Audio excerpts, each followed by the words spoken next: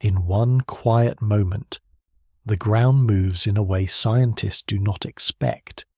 Instruments around the world begin to light up. The shaking is real. But what worries researchers most is not only the force of the earthquake, it is where it happens, how it begins, and what it may reveal about faults once thought less dangerous than they seem. This is the rare earthquake that has scientists sounding the alarm. Before going deeper, please like the video, subscribe to the channel, and stay with the story as the hidden mechanics beneath the Earth slowly come into view. Across the planet, the first sign of a rare earthquake arrives not as damage, dust, or movement seen by the eye, but as a pattern in instruments, sensitive seismometers placed on islands, in deserts, beside cities, and beneath remote weather stations. Register faint motion in the ground. Each instrument is built to record vibration with great precision. A seismometer is a device that measures how the ground moves. Most days it records a steady background of small disturbances. Ocean waves push at coasts, wind shakes structures, trucks pass over roads, small earthquakes ripple through the crust without drawing notice beyond scientific networks. Against this constant motion, a rare event stands out because many stations begin to record the same deep pulse, almost at once when measured against the travel time of seismic waves through Earth. The earthquake itself occurs in one place, but the signal spreads through the whole body of the planet. The first waves race outward from the source and enter surrounding rock at high speed. Some move by compression, pushing and pulling in the same direction as travel. Others move by shearing, shifting material from side to side. Scientists often call the first set primary waves and the second set secondary waves. But after the terms are introduced, the distinction becomes one of faster waves and slower waves. On monitors in observatories, the traces begin as small departures from the ordinary line, then grow into patterns that trained analysts recognize immediately as earthquake motion. At first, no meaning is attached beyond the fact that a rupture has happened somewhere. Size, depth, and exact location still remain to be worked out. Because the Earth is round and layered, no station records the event in exactly the same way. A sensor close to the source may receive sharp, strong shaking early. A station far away receives waves that have crossed long stretches of crust and mantle and have been bent, reflected, and slightly scattered by changes in material along the path. The mantle is the thick layer of hot, solid rock beneath the crust. It flows slowly over immense spans of time, but for the passage of earthquake waves it behaves as an elastic solid, allowing energy to travel through it efficiently. This means that an earthquake in one region can be detected on other continents in a matter of minutes. In the global system, distance does not hide the event. It only changes the order and shape of the arriving signals. The earlier scientific reaction is often quiet and procedural. Automated software checks incoming data streams continuously. It compares patterns across stations and searches for matching arrival times. When enough instruments detect the same disturbance, the system flags a possible earthquake and begins a rapid estimate. This estimate is provisional. It may change as more data arrive.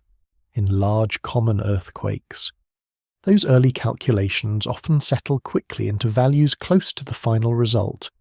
In rare earthquakes, especially those with unusual depth, unusual faulting, or motion spread over an uncommon area, the first estimate may be less stable. Observations indicate that some rare events can confuse automatic systems because their signals do not closely match the most frequent earthquake templates. It remains uncertain in some individual cases. how much of the initial difficulty comes from the character of the rupture itself, and how much comes from limitations in station coverage or model assumptions. At global monitoring centres, timing is everything. Each station timestamp must be reliable to a very small fraction of a second.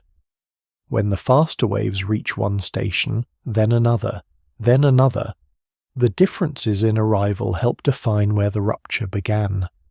This method depends on known average wave speeds through Earth. Those speeds are not perfectly uniform, because Earth is not made of identical material. Oceanic crust differs from continental crust.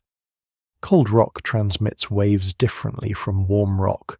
Sediments slow and blur motion more than dense crystalline rock. Still, across large scales, the planet is understood well enough that these arrival patterns can be used to produce a first location very quickly. The rare earthquake becomes unusual in the eyes of scientists when its early global signature resists ordinary classification. Sometimes the depth appears surprising. Most earthquakes happen in the crust or the uppermost mantle, often within well-known tectonic zones. Tectonic refers to the large-scale movement and deformation of Earth's outer rocky shell. A rare event may seem deeper than expected for its setting, or larger than the mapped fault system would suggest. In other cases, the proportions of the wave types differ from the common pattern. The signal may indicate an uncommon style of fault motion, or a rupture that unfolds in more than one stage. Analysts compare traces from many regions and begin to see that the event does not fit comfortably into routine categories. Even before news reaches the wider public, scientific agencies exchange data through international systems.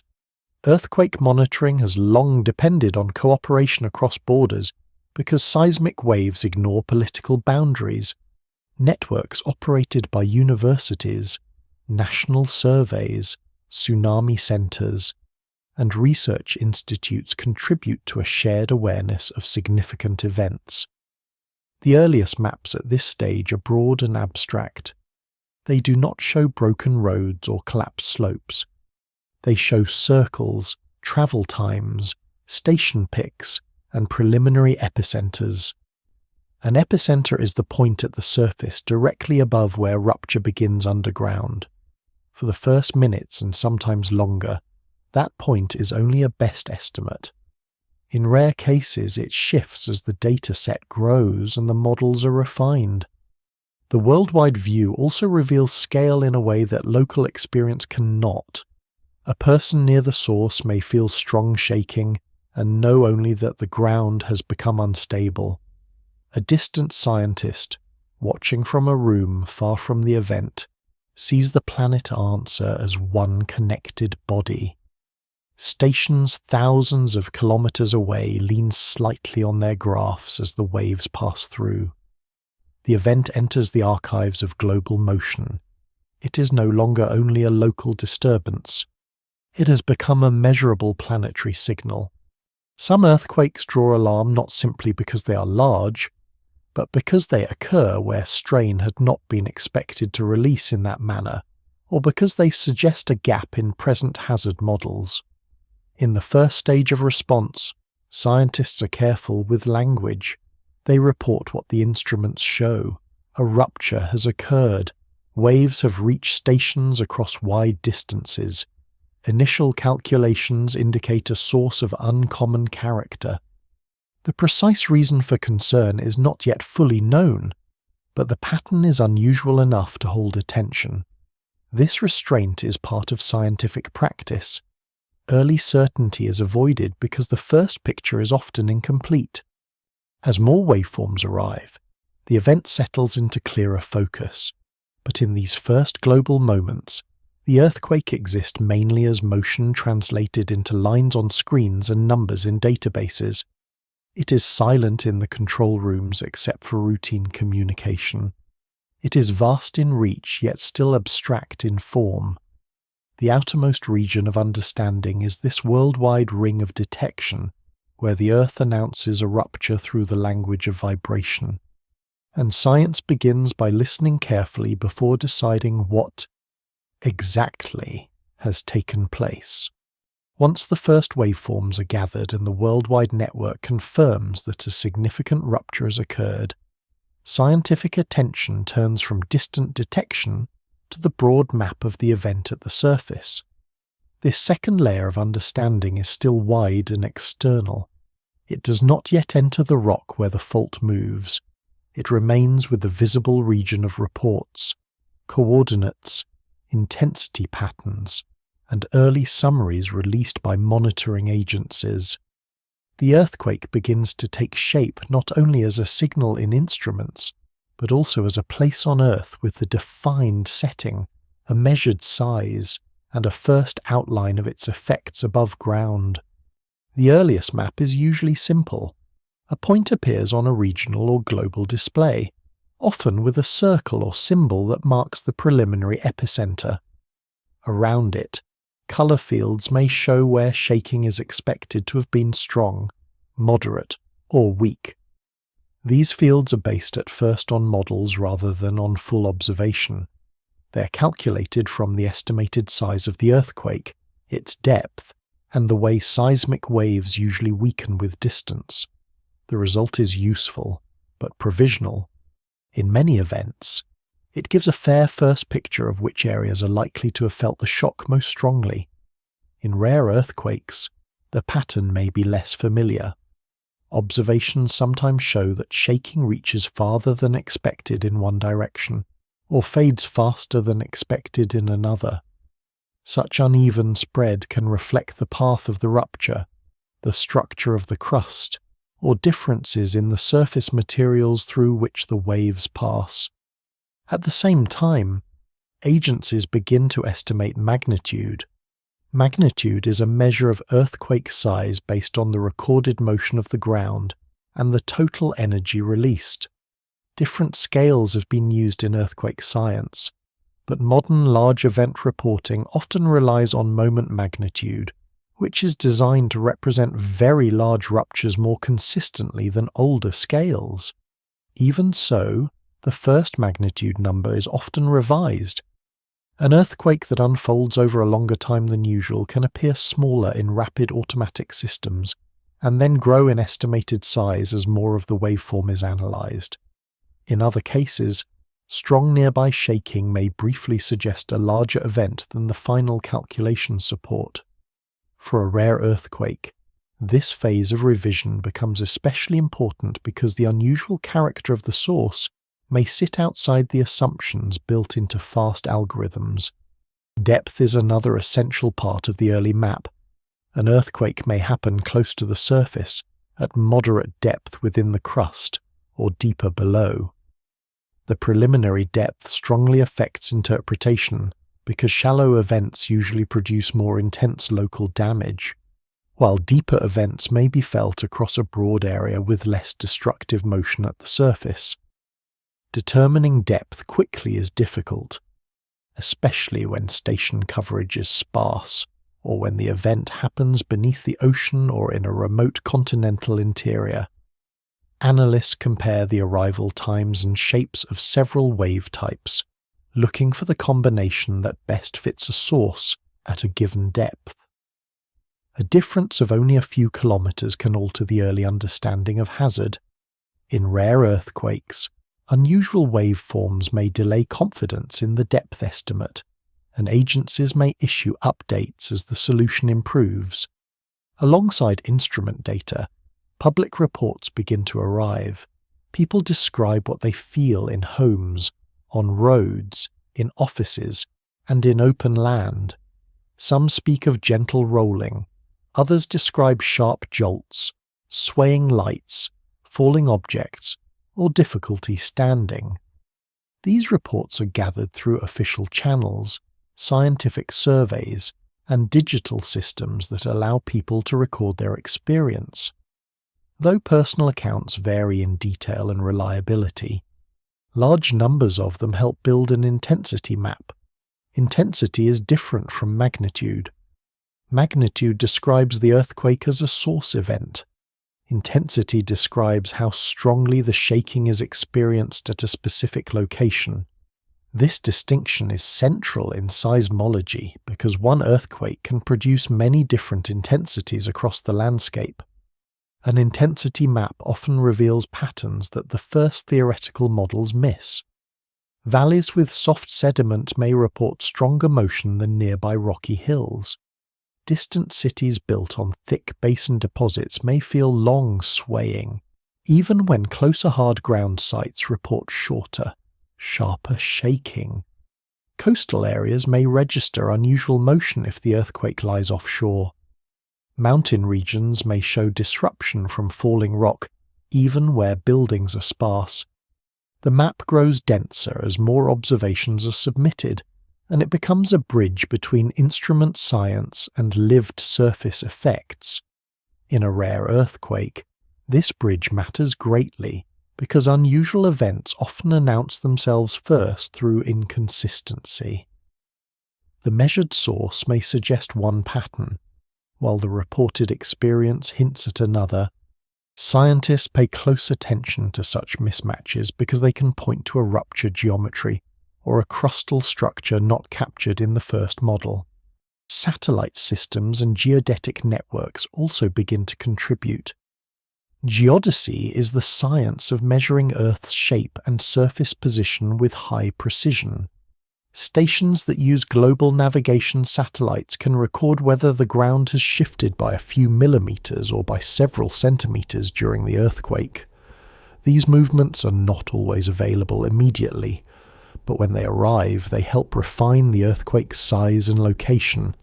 In some cases, radar observations from satellites later reveal broad patterns of uplift or subsidence across the land.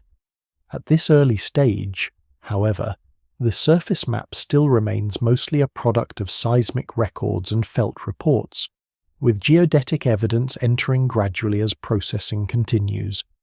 The broad regional map also identifies exposure.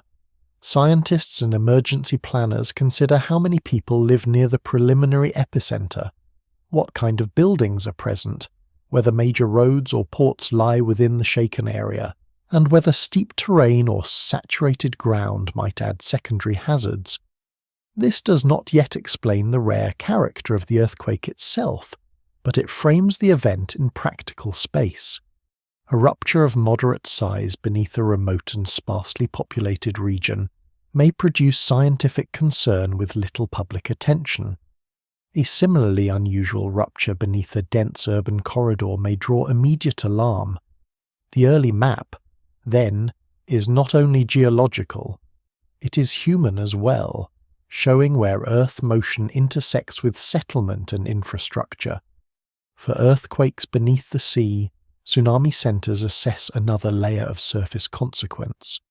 A tsunami is a series of long ocean waves generated by a sudden displacement of seawater, often by an undersea earthquake.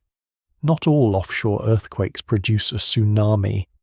The risk depends on depth, size, fault motion, and how much the seafloor is lifted or dropped. In the first moments, warning agencies often work with incomplete information and issue alerts based on possibility rather than certainty. For rare offshore earthquakes, this caution can be especially strong because unusual rupture behavior may challenge routine forecasting assumptions.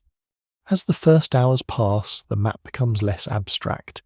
The epicenter sharpens, the estimated magnitude settles, the felt area grows clearer.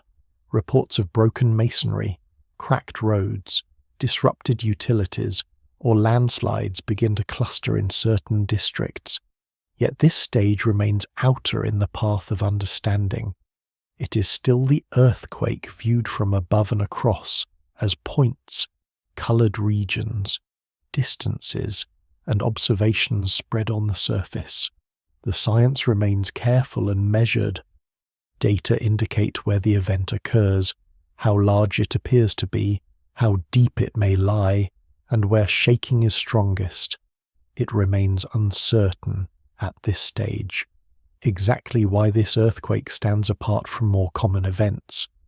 The alarm begins not from a single dramatic fact, but from the accumulating shape of evidence on the map, where routine methods produce a picture that is coherent enough to trust and unusual enough to demand closer attention.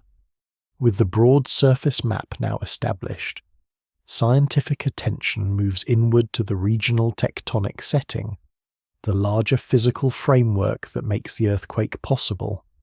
This region is wider than a single fault and deeper than the visible landscape, yet it still belongs to the outer structure of the event.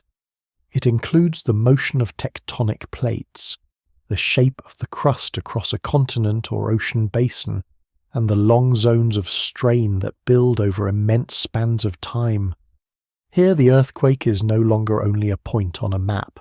It becomes part of a larger system of moving rock, where slow forces act continuously whether people notice them or not. Earth's outer shell is divided into plates, broad slabs of crust and uppermost mantle, that move slowly relative to one another. These plates do not drift freely over an empty space. They rest upon a deeper hot rock that deforms over geologic time, allowing the rigid upper layers to shift, collide, pull apart, or slide past each other. The word tectonic refers to this large-scale movement and deformation of the outer Earth. In many regions, the plate boundaries are clear. One oceanic plate sinks beneath another plate in a subduction zone. Two continental masses press together and thicken the crust. Elsewhere, plates slide laterally along transform boundaries, building stress where rough rock surfaces resist motion. There are also broad interior regions, far from obvious plate edges, where old structures remain weak and can still be reactivated under present-day stress. The regional setting of a rare earthquake often draws attention because it does not fit the most expected pattern for that area.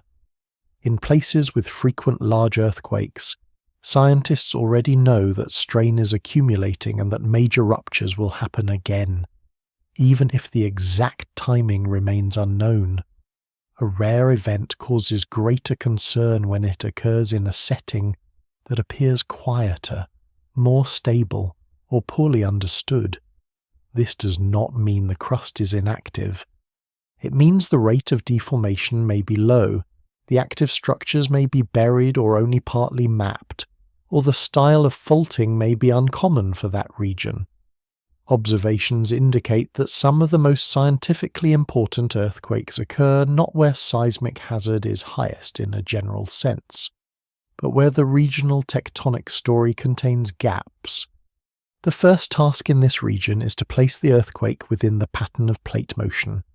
Scientists compare the event location with known plate boundaries, historical seismicity, geodetic measurements, and mapped belts of deformation.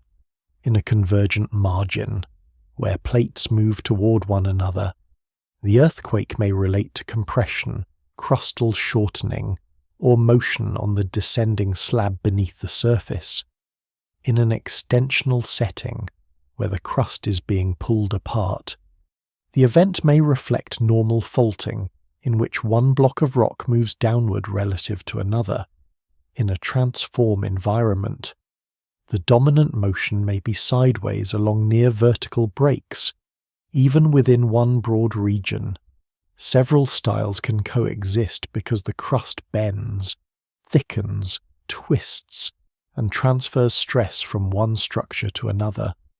A rare earthquake may sound the alarm because it suggests that the regional strain field is more complex than previously assumed.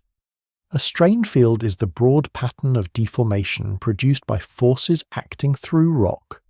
It can be measured in part by satellite base positioning, which shows how the surface moves year by tiny amounts. A few millimeters of motion per year seems slight, but over thousands or millions of years it stores large amounts of elastic strain in strong crustal blocks and along locked faults. When an earthquake occurs in a place where the measured surface motion has been small or difficult to interpret, the event can reveal hidden pathways of stress transfer, It shows that even a slowly deforming region may hold enough stored energy to produce significant rupture. Regional tectonic setting also includes inherited structure. Continents carry deep scars from earlier mountain building, ancient rifting, and long-vanished plate boundaries. These old zones of weakness can remain in the crust for hundreds of millions of years. Though they may no longer define the main plate boundary, they can influence where present-day stress is focused. A rare earthquake sometimes occurs when modern forces reactivate one of these older structures. In that case, the earthquake is not a random break in sound rock. It is motion along a place that has been mechanically different for a very long time, even if that difference is not obvious at the surface. The thickness and temperature of the regional crust matter as well. Thick continental crust beneath mountain belts behaves differently from thin crust beneath rifted terrain. Cold, rigid lithosphere can store stress over long periods and release it in strong earthquakes. The lithosphere is the rigid outer layer that includes the crust and the uppermost mantle. Warmer regions may deform more gradually at depth, changing how stress is transferred upward into brittle rock near the surface. If a rare earthquake occurs in unusually cold lower crust, or at a depth beyond where brittle failure is commonly expected, scientists pay close attention because it may challenge standard assumptions about where certain rocks can break suddenly.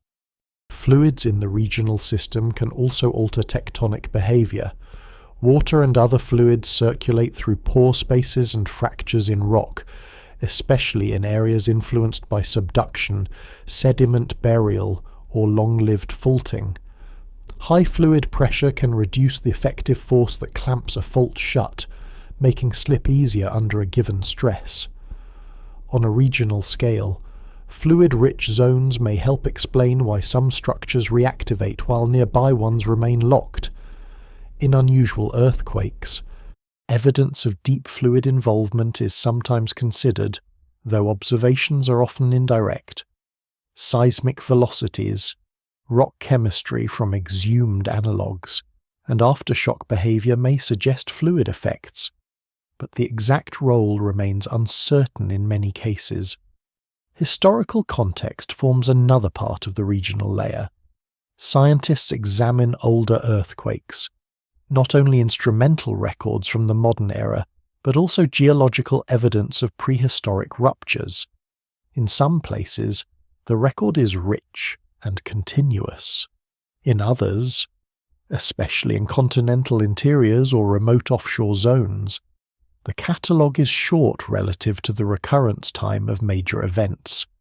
An earthquake may seem exceptional simply because modern observation covers only a brief slice of a much longer tectonic cycle. Yet there are also cases where the new event truly falls outside prior expectations. Distinguishing between these possibilities is one reason rare earthquakes carry such weight in hazard science. At this stage, the regional picture becomes fuller, but it remains broad. The earthquake sits within moving plates, inherited crustal weaknesses, measured surface deformation, and the slow mechanics of a tectonic province. The alarm heard by scientists is measured rather than dramatic. It comes from recognition that the event belongs to a part of the tectonic system that is less well constrained than assumed, or that it expresses regional forces in a way not fully represented in hazard models. This surface map has already shown where the shaking spreads. The tectonic setting now shows the wider engine of motion around it. This is the outer structural frame, where continents, margins, and deep lithospheric architecture define the environment in which the rupture becomes possible at all. Within the regional tectonic frame, attention narrows to the landscape and the surface geology, the visible layer that rests above the stressed crust. This region is still external to the fault plane itself. It includes mountains, plains, river valleys, volcanic plateaus, coastal terraces, sedimentary basins, and exposed rock formations that preserve the long surface history of deformation. Here the earthquake is read through landforms and shallow materials, not yet through the hidden break underground. The aim is to understand what the ground looks like before rupture is traced into depth, and how that visible setting can hint at the structure below while remaining a region in its own right. Every tectonic landscape carries a memory of motion, though that memory is not always easy to read. Some regions show fresh scarps, offset streams, linear valleys, and sharply uplifted ridges, all of which suggest active deformation over recent geologic time. Other regions appear quiet at first glance, with broad farmland, old weathered hills, or thick forest cover softening the traces of structural strain. In such places, the evidence of past movement may lie in subtle topography, in the pattern of drainage, or in the way rock layers bend and break across a wider area. A rare earthquake often gains attention because it happens beneath a surface that seems ordinary until careful geological mapping reveals a more complex story. Surface geology begins with a rock type. Hard crystalline rocks such as granite, metamorphic rock, and dense volcanic units usually form steep, resistant slopes and rugged uplands.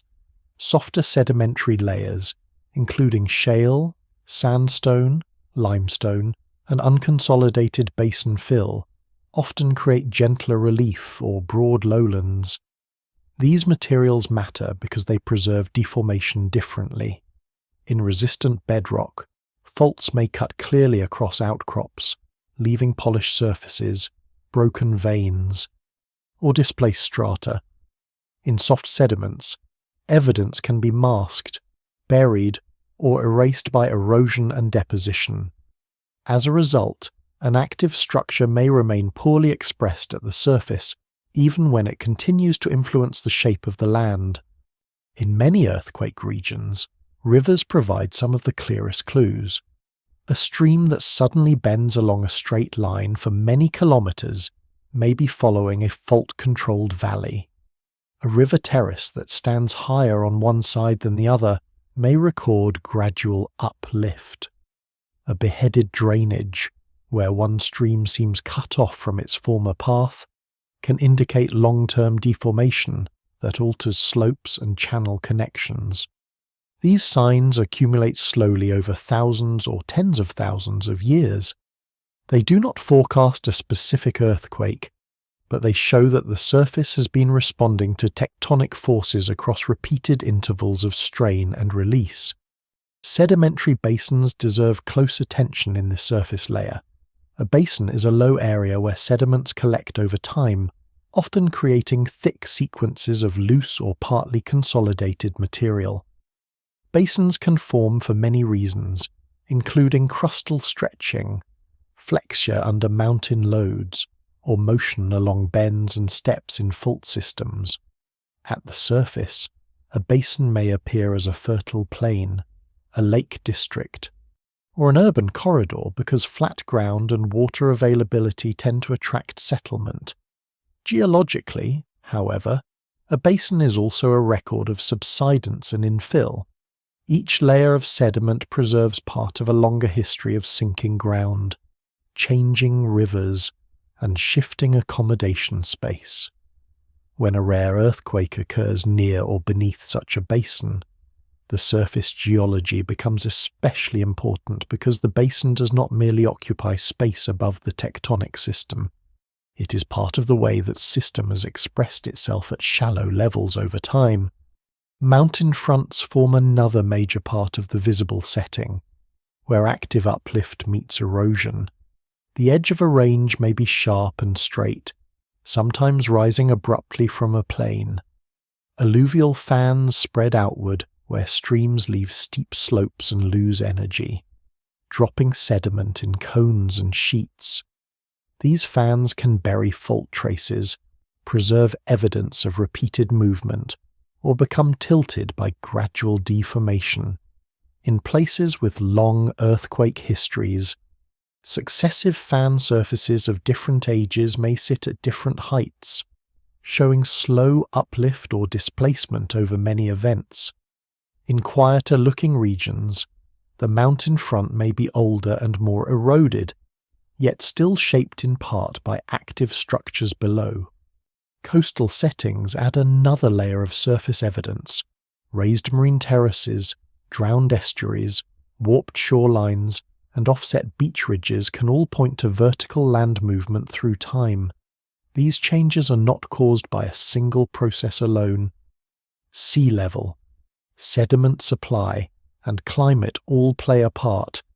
Yet where tectonic motion is active, coastlines often preserve a sensitive record because even modest uplift or subsidence can shift the relation between land and sea. A rare coastal earthquake may therefore draw scientific alarm if it occurs in a place where the visible shoreline record suggests deformation has been underestimated or incompletely mapped. Volcanic terrain can complicate the surface picture. Lava flows, ash deposits, and volcanic cones may cover older structures and create a landscape that looks young in one sense and obscure in another. Fault scarps may be preserved clearly on fresh volcanic surfaces, but older episodes of tectonic motion may be hidden beneath later eruptions. In such settings, the surface geology reflects both internal heat and crustal deformation, and separating the two influences requires careful mapping. Not every volcanic region is prone to unusual earthquakes, but where volcanism and tectonics interact, the surface may conceal structural pathways that matter deeply once rupture occurs. Weathering and erosion act continuously on all these landscapes. Rain, frost, rivers, landslides, and biological activity gradually soften scarps, fill depressions, and remove exposed evidence of past movement. A fault that was sharp after an ancient earthquake may now be a muted slope or an alignment of springs. Thick vegetation can hide linear features. Human alteration can do the same. Roads are cut, hillsides are terraced, rivers are diverted, and cities cover natural ground with concrete and fill. For this reason, the surface geology of an earthquake region is never read from a single impression. It is reconstructed through mapping, topographic analysis, trenching, and remote sensing, all of which help distinguish structural form from the many processes that modify it. This visible layer also shapes how scientists interpret rarity. A region with bold active landforms but few recorded modern earthquakes may suggest long recurrence intervals rather than true inactivity. A region with subdued surface expression, but a strong recent event may indicate buried faulting or distributed deformation not obvious in topography. Observations of the landscape therefore serve as a test of assumption. They reveal whether the earthquake has occurred beneath an already expressive tectonic surface or beneath ground that has hidden its history in plain sight. At this stage, the path remains above the fault itself. The focus stays on the outer skin of the terrain, on the rock and sediment laid open to weather and sight. Valleys, terraces, ridges, basins, shorelines, and outcrops together form the shallow record of a restless crust. They do not yet show precisely how the rare earthquake begins or how the rupture travels. They show the setting above it, where long-term deformation has left traces of strain in landform and layer. The surface geology is therefore both calm and revealing, a broad visible archive through which the deeper mechanics of the earthquake begin to come into view without yet being entered directly. Beneath the visible landscape, below valleys, terraces, basin fill, and exposed rock, lies the hidden fault architecture, the network of fractures and slipping surfaces that gives the earthquake its direct structural form. This is the first distinctly subsurface region in the path inward. It is not yet the state of stress within the rock, nor the moment when rupture begins. It is the geometry of the broken crust itself, The arrangement of fault planes, branches, bends, stepovers, and locked segments through which tectonic motion is distributed over time. Here the rare earthquake becomes more specific. It is no longer only a disturbance within a tectonic province or beneath a shaped landscape. It is motion within a particular underground structure whose form may be simple, segmented, layered, or unexpectedly complex. A fault is a fracture or zone of fractures along which blocks of rock move relative to one another. Some faults are visible at the surface for long distances, others fade beneath sediment, pass into the sea, or remain entirely buried within the crust. In many active regions, the fault system is not one clean plane, but a collection of related breaks that share strain. Some are major structures capable of generating large earthquakes. Others are smaller splays or subsidiary fractures that link one main segment to another. Over long spans of time, these parts may slip at different rates, in different styles, and at different depths. The architecture of the system controls how strain accumulates and how rupture can spread when failure begins. Scientists map fault architecture using several lines of evidence. Surface traces offer one guide where the faults reach open ground. Seismic reflection profiles can image buried structures by sending sound energy into the subsurface and recording the returning echoes from different rock layers. Geodetic measurements show where the crust deforms between earthquakes and may suggest which buried structures are locked. After earthquakes, clusters of aftershocks often outline portions of the slipped fault at depth. Geological cross-sections, gravity measurements, magnetic data, and the pattern of folded rock layers also help reconstruct fault geometry. Yet even in well-studied areas, the underground structure is never seen completely. It is inferred from many partial observations. That is one reason rare earthquakes can be so important. They illuminate parts of the architecture that had only been guessed before.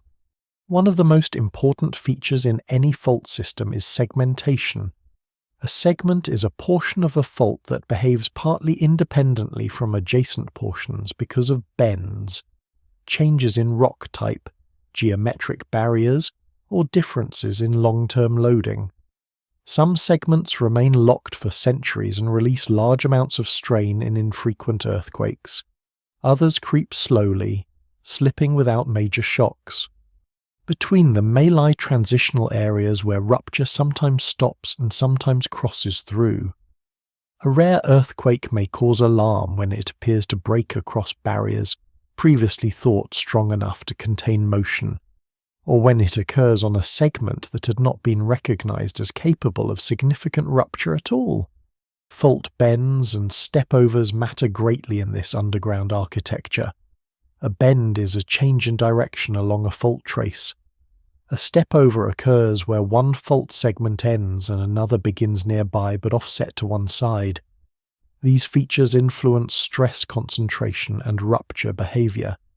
In a sideways moving system, some bends squeeze the crust and create uplift, while others pull it apart and form local basins.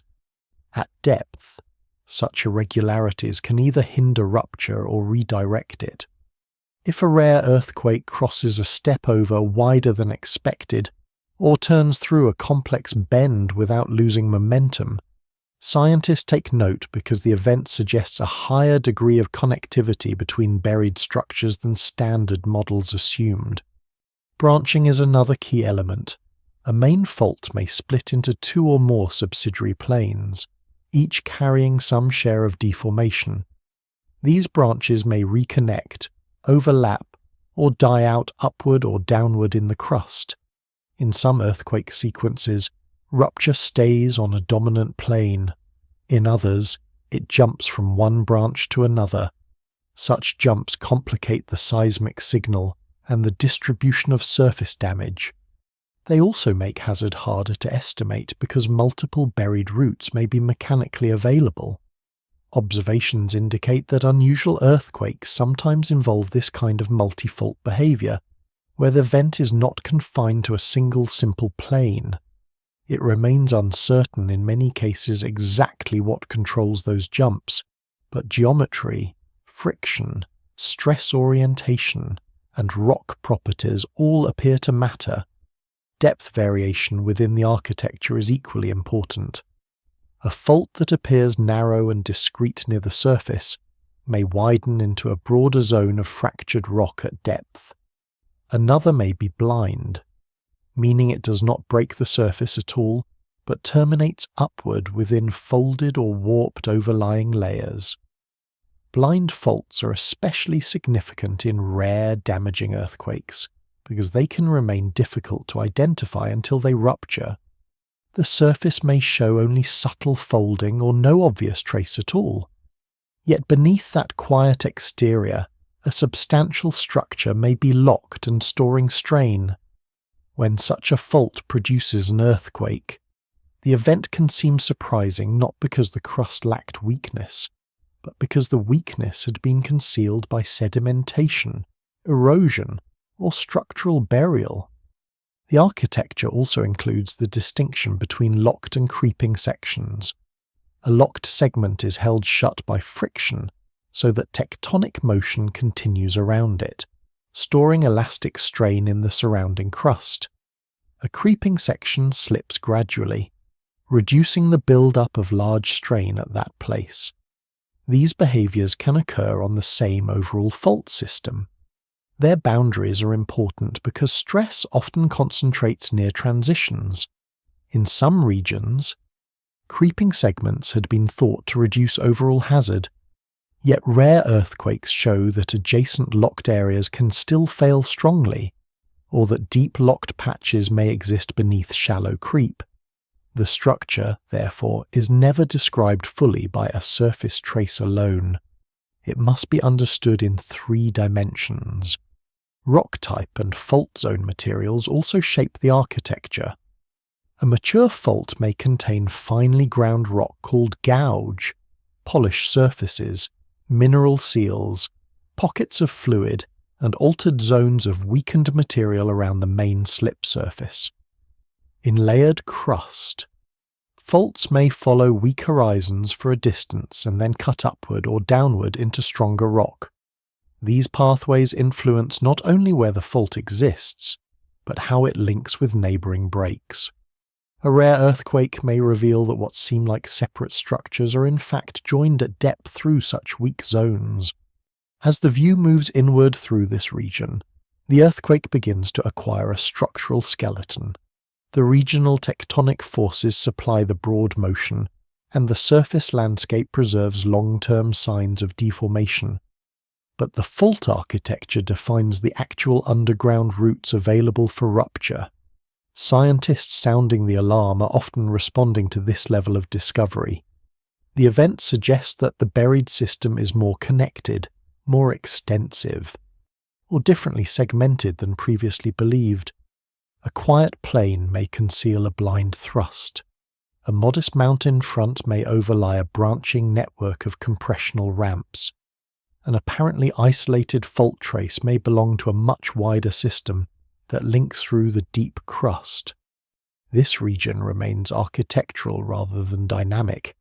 It describes the shape of the hidden breaks, not yet the stress that loads them, or the small zone where failure begins.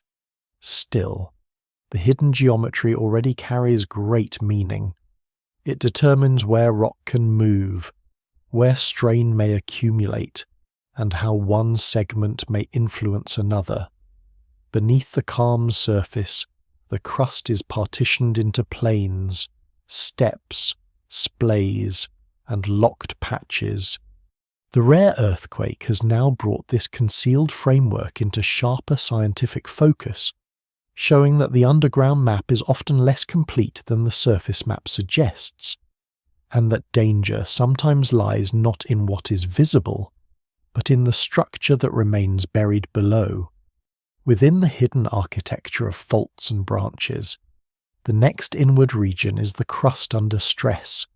the long unseen condition that prepares rock for sudden failure.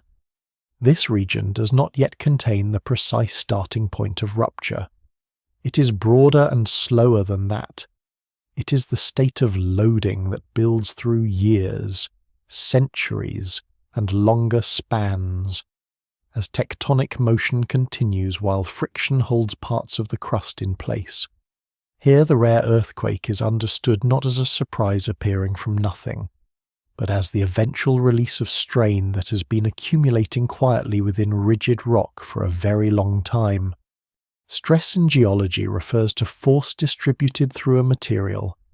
In the crust, stress develops because tectonic plates continue to move even when faults do not slip freely. Where motion is blocked, rock is deformed elastically. Elastic deformation means the rock changes shape slightly while storing energy, much as a stiff object can flex under force and then return toward its earlier form when released. In the crust, this change is usually far too small to see directly at any one moment. Yet over a wide area it can be measured with careful instruments. Global navigation satellite stations, repeated land surveys, and radar from orbit show that one part of the ground may shift by a few millimeters each year relative to another. That gradual motion is the surface expression of deeper loading. This loading is uneven. Some parts of a fault system are clamped tightly and remain locked. Others creep slowly or deform across a broad zone rather than on one narrow plane. Strong blocks of crust may behave almost like rigid bodies, passing stress toward their edges. Softer or hotter regions may absorb part of the deformation more gradually. As a result, the crust is not loaded in a smooth, uniform way. It develops concentrations of stress shaped by fault geometry, rock strength, fluid pressure, and the tectonic forces acting across the region. A rare earthquake often becomes scientifically important because it reveals that one of these stress concentrations had been larger, deeper, or more continuous than expected. Compression, extension, and shear are the main broad styles of stress. Compression pushes rock together, extension pulls it apart, shear drives neighbouring parts sideways past each other. In real tectonic settings, these often coexist. A mountain belt may mainly shorten, yet also stretch in its high interior. A transform fault may include local zones of squeezing and local zones of extension where the fault bends. The crust under stress is therefore not a single simple field.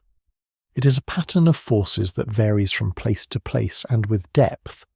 Scientists infer this pattern from earthquake focal mechanisms, geodetic strain, borehole measurements, mapped faults, and the orientation of fractures and folds in rock. Depth changes the nature of loading.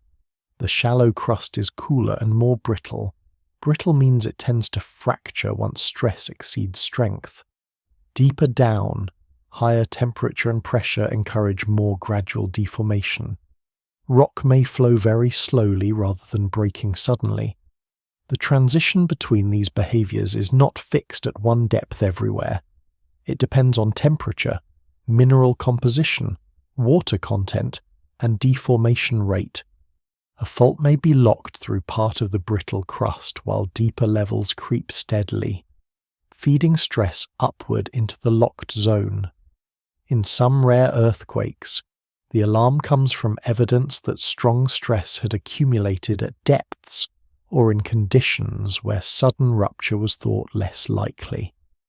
This does not overturn the general understanding of brittle and ductile behavior, but it shows that the transition can be more irregular than the simplest models suggest.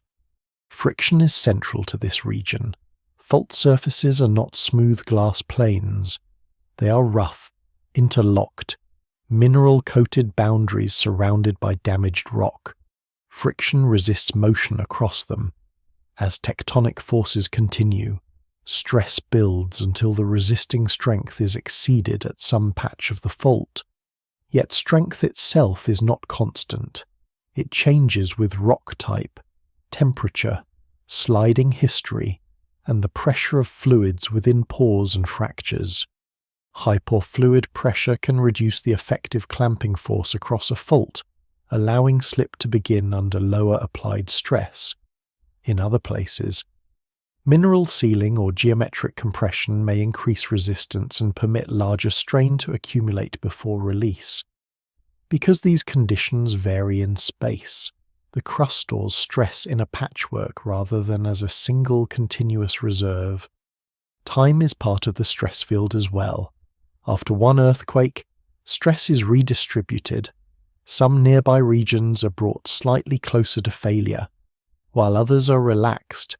This transferred stress is often small compared with the total tectonic load, but on a fault already near its limit, even a modest change may matter. Over decades and centuries, many such interactions shape the readiness of the crust. In long-lived fault systems, the present state of stress is therefore the outcome of both steady plate motion and the memory of earlier earthquakes. Rare events sometimes expose that memory dramatically. A segment believed quiet may in fact have been steadily reloaded since a prehistoric rupture.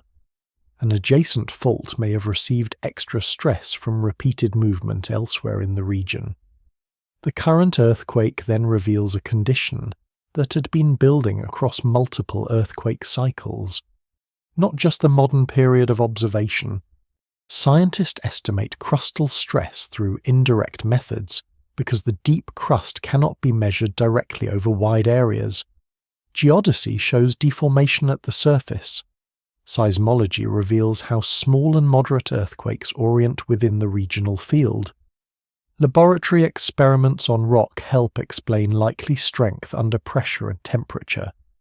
Numerical models simulate the interaction of plate forces, fault friction, and crustal structure.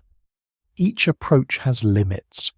Surface strain may not uniquely reveal the depth distribution of locking. Small earthquakes do not always occur on the same structures that host the largest events. Laboratory samples simplify the complexity of natural fault zones. Models depend on assumptions about geometry and material behavior. For ordinary hazard assessment, these tools still provide strong guidance. For rare earthquakes, however, the mismatch between models and reality can become instructive. The event shows whether loading had been misunderstood or under-constrained. This region also includes the pace of accumulation. In some places, stress builds quickly because plate motion is fast and faults are strongly locked. In others, the rate is slower, but long intervals without major release allow significant energy to gather over time. A rare earthquake in a slowly deforming region is especially arresting because it reminds scientists that low annual strain rate does not mean zero hazard. It means only that the clock runs differently. Many human records are too short to capture the full cycle. Seen from this inward layer, the crust is not passive stone. It is a loaded mechanical system, shaped by continuous motion, restrained by friction, and altered by depth, temperature, and fluid conditions. Most of the time the loading remains invisible except to instruments and careful analysis. Roads remain in place. Hills erode slowly. Cities function above rock that is storing elastic energy beneath them. The rare earthquake becomes alarming because it reveals that somewhere within this stressed crust, the balance between force and resistance had approached failure in a way not fully appreciated before. Yet this section remains within the broad field of loading. It does not enter the exact patch where slip first starts. It stays with the distributed condition of strain, the long preparation before the instant of rupture. Fault geometry has already shown where movement can occur. Crustal stress now shows why those structures become dangerous. Under the slow pressure of tectonic motion, energy accumulates in locked rock until the system nears its limit. The earthquake has not yet begun in this inward journey. but the crust is readying itself for that possibility through quiet, persistent, measurable strain that deepens year by year beneath the surface. Within the loaded crust, after the broad field of stress has been understood, the next inward region is the zone of unusual precursors, the subtle and often uncertain signs that sometimes appear before an uncommon earthquake. This region remains outside the instant of rupture itself. It concerns the final period before failure, when scientists search for evidence that the crust may have been changing in detectable ways. In ordinary public imagination, precursors are often treated as clear warnings, but scientific understanding is far more restrained. Most large earthquakes do not provide a reliable short-term signal that can be used for precise prediction, even when unusual patterns are observed before a rare event. It is often difficult to know whether they truly represent preparation for rupture or whether they belong to the normal restless behavior of an active crust. The first kind of possible precursor is a change in small earthquake activity. In some regions, clusters of minor shocks occur before a larger event. These may take the form of swarms, which are groups of small earthquakes without one dominant main shock at the outset, or foreshock sequences, in which one or more smaller events occur before a larger rupture on or near the same fault. The distinction is clear only after the larger event has happened. Before that moment, a swarm is simply a swarm. And a modest shock is simply a modest shock. Scientists examine whether the rate of small earthquakes has increased, whether their depths are changing, and whether they migrate through the crust in a coherent way. Sometimes a rare earthquake is preceded by such activity, and afterward the pattern appears meaningful. Yet many swarms end without any major rupture, and many large earthquakes arrive without a noticeable foreshock sequence. Observations indicate that foreshocks occur before some major events, but it remains uncertain whether they arise from a universal preparatory process or from a more variable set of local fault conditions. Another possible precursor involves slow slip.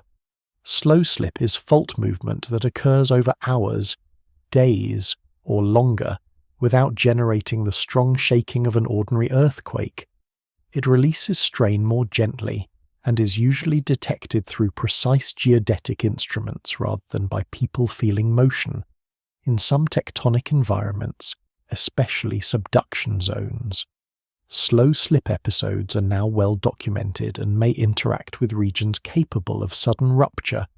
Scientists study whether these episodes transfer stress toward locked sections of a fault. In certain rare cases, a slow slip event may occur before a damaging earthquake, raising the possibility that quiet movement helped push the fault system closer to failure. Yet the relationship is not simple. Many slow slip episodes occur without leading to destructive rupture, and not all major earthquakes show evidence of preceding slow movement. The signal, where present, is valuable, but it does not function as a simple alarm. Changes in crustal deformation at the surface also attract attention. Continuous positioning stations can detect small shifts in how the ground is moving. If a region begins to strain more rapidly than usual, or if the direction of the motion changes slightly near a fault, scientists may investigate whether a deeper process is underway. Such measurements are difficult to interpret in real time because the changes are often tiny and can be influenced by seasonal effects, groundwater variation, equipment noise, or long-term tectonic drift unrelated to imminent rupture. A rare earthquake may later appear to have been preceded by subtle geodetic anomalies, but proving that these were true precursors rather than part of ordinary background variability is challenging. Fluids form another area of study in the search for unusual precursors. Because high fluid pressure can weaken faults, some researchers monitor springs, groundwater levels, gas release, and chemical changes in water. The idea is that evolving stress or fracture connectivity before an earthquake might alter fluid pathways. In a few cases, shifts in groundwater or gas emissions have been reported before significant events. Radon, a radioactive gas produced naturally in rocks and soils, has received attention because it can move through newly opened cracks.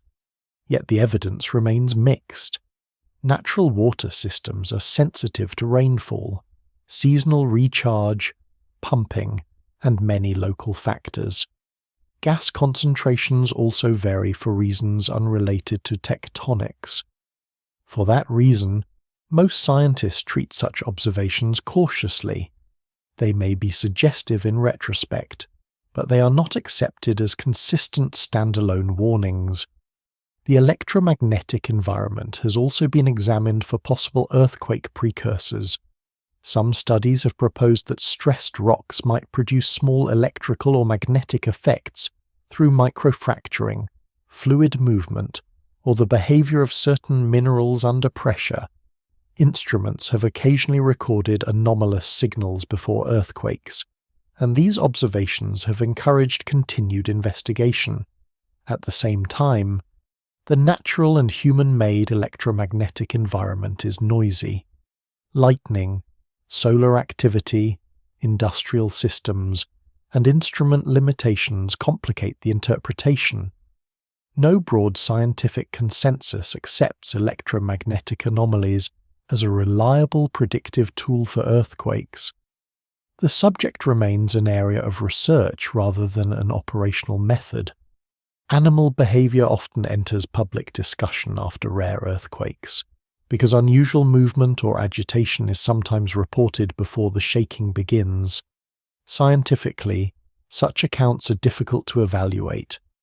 Animals are sensitive to sound, vibration, and environmental change, but reports are usually anecdotal and become widely remembered only after a notable event, without continuous controlled observation. It is not possible to separate genuine response from selective memory and coincidence. As a result, this line of evidence has not produced a dependable framework for forecasting earthquakes, even though it remains part of cultural memory in many regions. One reason precursors are so difficult to establish is that the crust approaches failure through complex, local processes not easily visible from the surface. Small patches on a fault may begin to slip, lock again, or trigger neighbouring fractures. Fluids may move along narrow zones. Stress may concentrate and relax across short distances. Some of these processes generate signals large enough to measure, while many remain below current detection thresholds. Even when instruments record something unusual, scientists must decide whether it reflects a genuine approach to rupture or merely the ordinary noise of an active tectonic environment. This challenge is especially acute in rare earthquakes, because their uncommon character means fewer comparable examples exist from which to build a pattern. For this reason, scientific language in this region is disciplined. Researchers may say that a sequence of small shocks, a burst of slow deformation, or a local fluid anomaly precedes the earthquake. They may note that the timing and location suggest a possible connection, but they stop short of claiming deterministic prediction unless the evidence is overwhelming, and that threshold is rarely met. The danger of overstating a precursor is not only scientific error, it can distort public understanding of what earthquake science can presently do. Still, rare earthquakes keep this field active because they sometimes reveal combinations of precursor-like behavior that deserve careful study. A modest cluster of small events may migrate toward the eventual source. A subtle geodetic signal may appear in the same interval.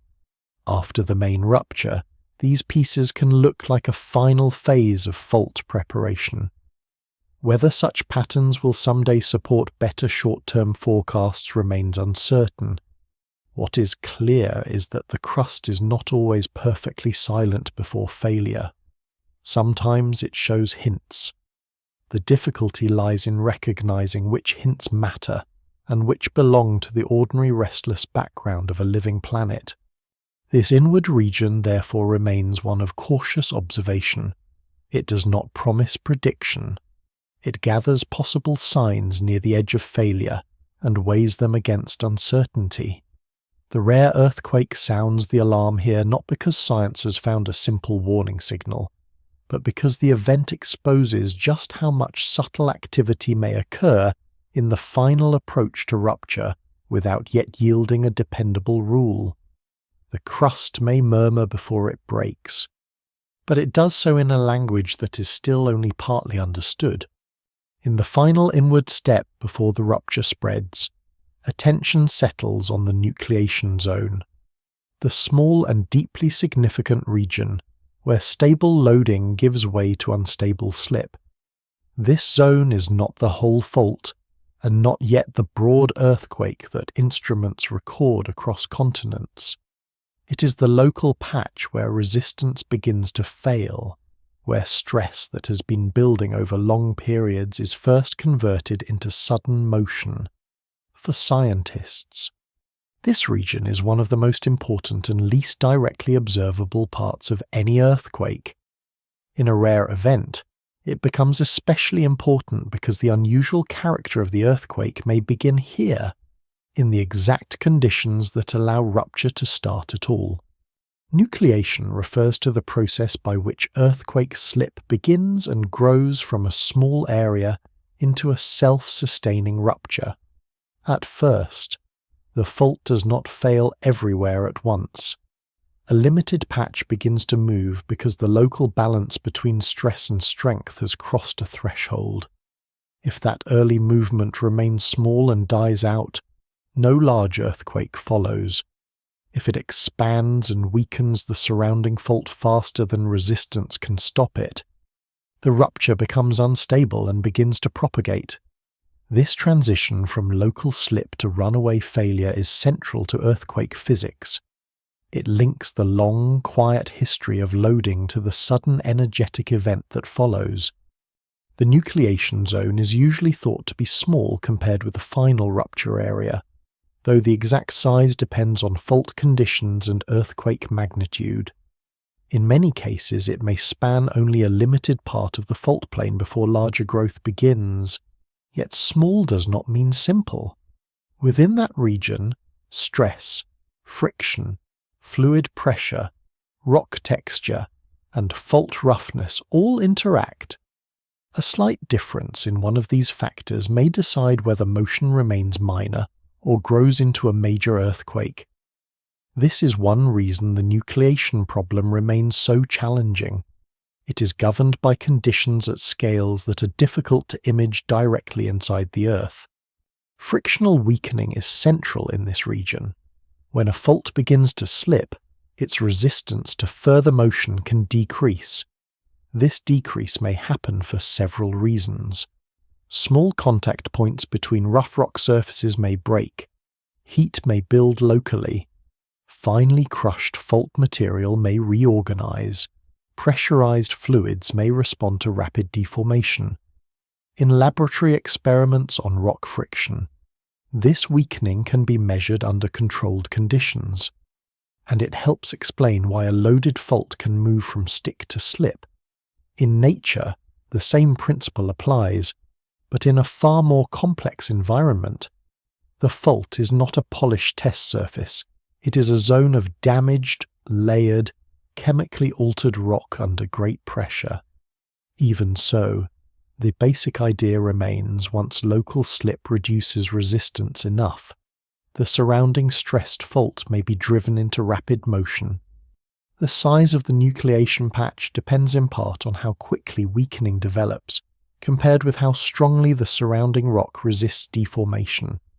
If weakening is efficient and the nearby fault is already highly stressed, unstable growth can begin from a relatively limited patch. If the fault is less stressed or the weakening is slower, early slip may remain contained.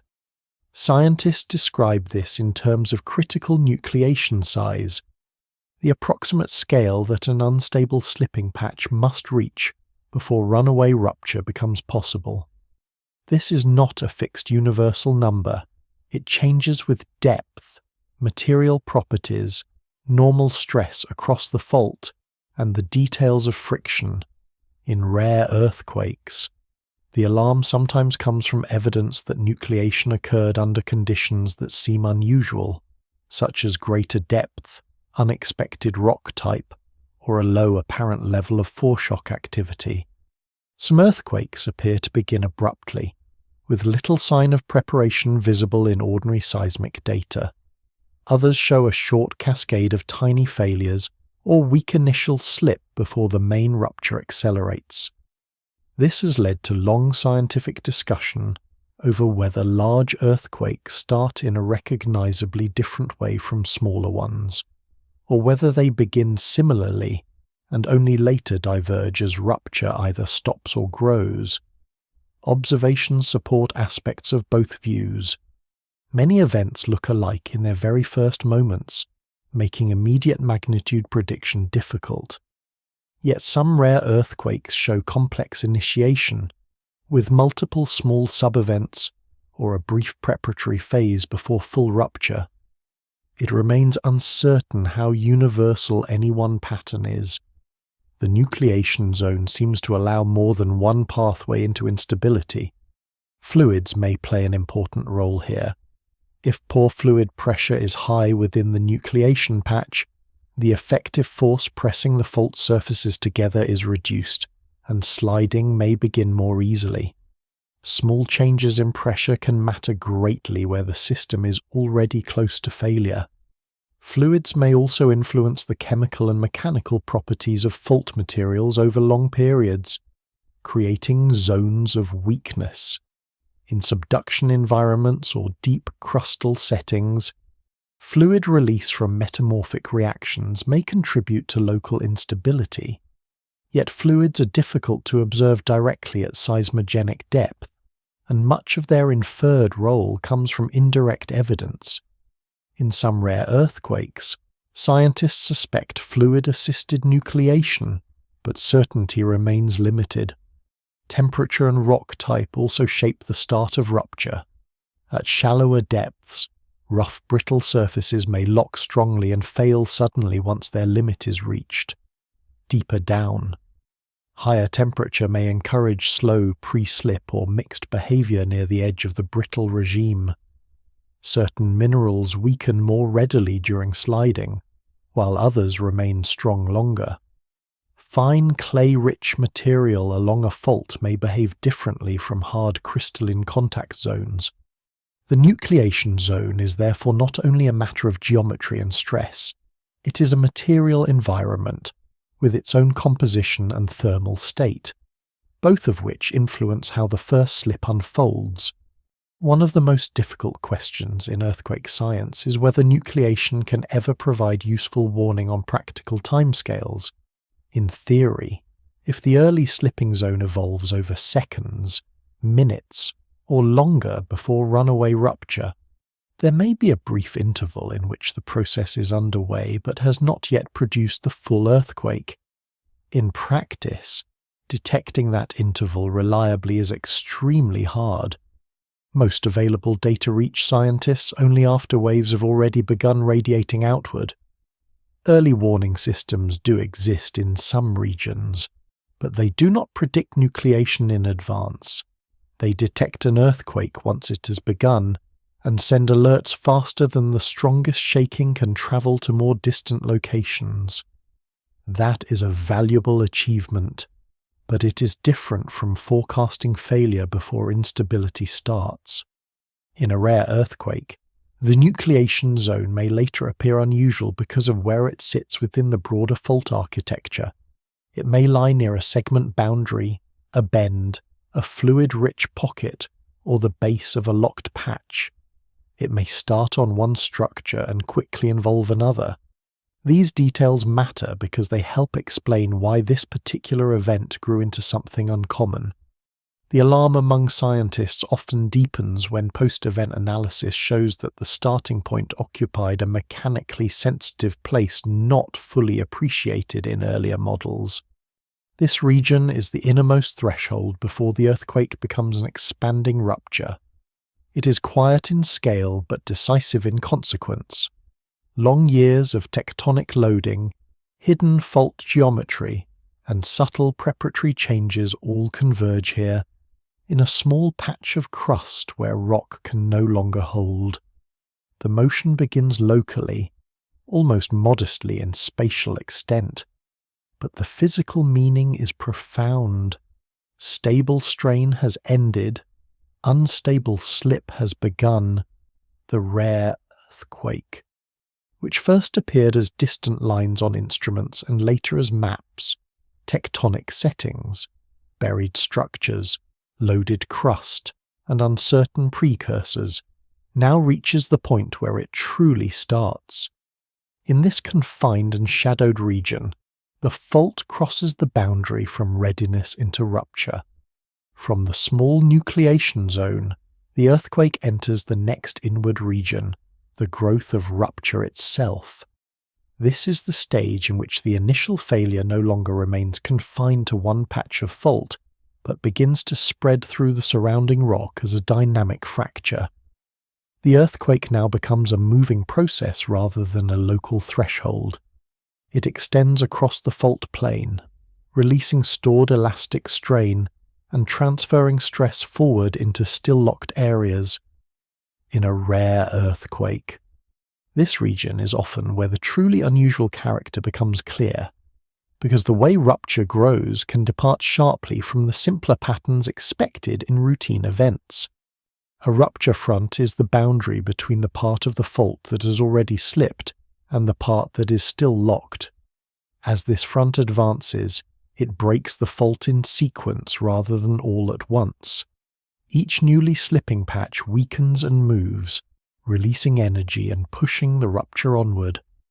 The speed of this growth is high, though usually slower than the fastest seismic waves in the surrounding rock.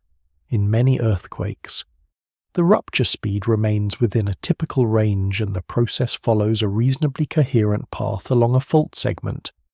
In others, especially rare and scientifically important events, the growth may accelerate, slow, pause, jump across structural gaps, or spread onto multiple fault branches.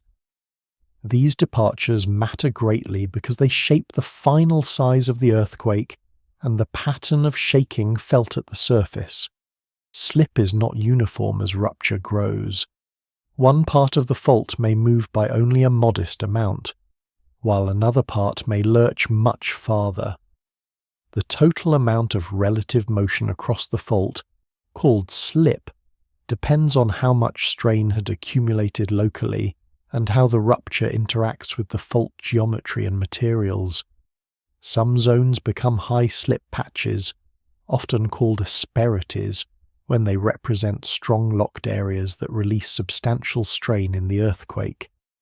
An asperity, in this sense, is a patch on the fault that had been strongly stuck and then slips significantly during rupture. These zones often contribute strongly to seismic radiation because they involve large stress drop, meaning a substantial reduction in stress as the patch fails. Other areas may slip more quietly or incompletely, leaving part of the stored strain still unreleased. The path of rupture is shaped by the hidden architecture already described in earlier layers. A straight, mature fault may allow relatively direct propagation. A segmented or branching system presents choices and obstacles. When the rupture reaches a bend, a step over, or a change in rock properties, it may weaken or change direction. Sometimes it stops entirely at such barriers. At other times it crosses them, revealing a higher degree of connectivity than expected. This is one reason rare earthquakes cause scientific alarm. They may show that barriers thought to limit rupture length are less effective than models had assumed. A rupture that crosses several segments can produce a much larger event than one confined to a single section of the fault. Rupture directivity is another important feature in this region. Directivity refers to the tendency of seismic energy to be concentrated in the direction the rupture is moving. If the fault breaks mainly toward one side, waves in that direction can be compressed in time and become more intense. This can produce especially strong shaking in some areas, even if they are not closest to the epicenter. Directivity therefore links deep fault motion to surface hazard in a powerful way.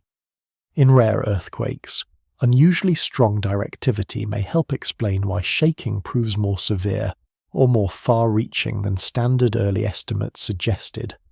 Some earthquakes grow in a simple unilateral way, meaning the rupture moves mostly in one direction from the starting point.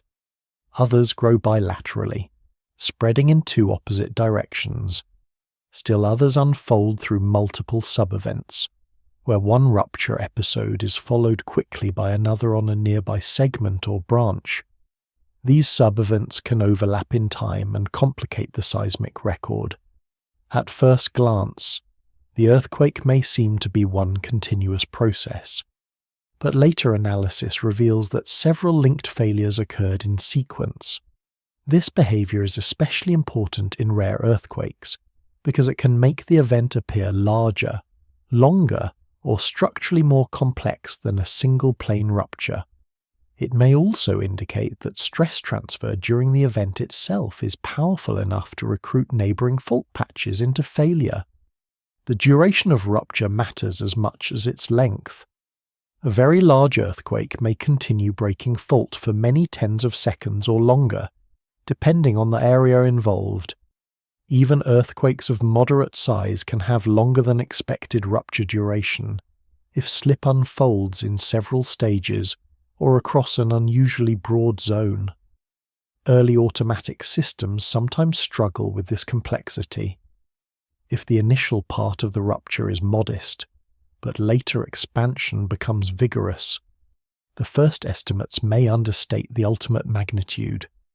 This is one reason scientists watch rare events closely in real time. The earthquake may be revealing its full scale only gradually as the rupture keeps growing. Dynamic stress changes drive much of this behavior.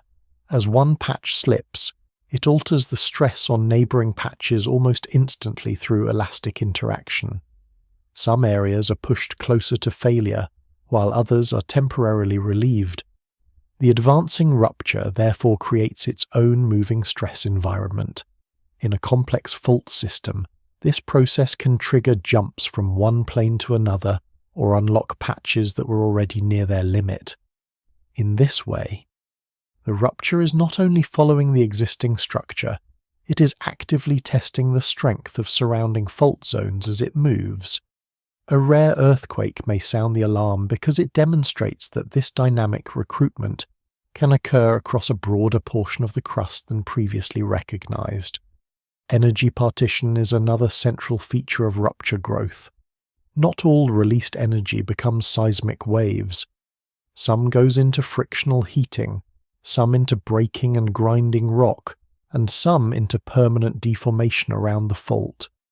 The balance among these pathways influences how efficiently the earthquake radiates shaking.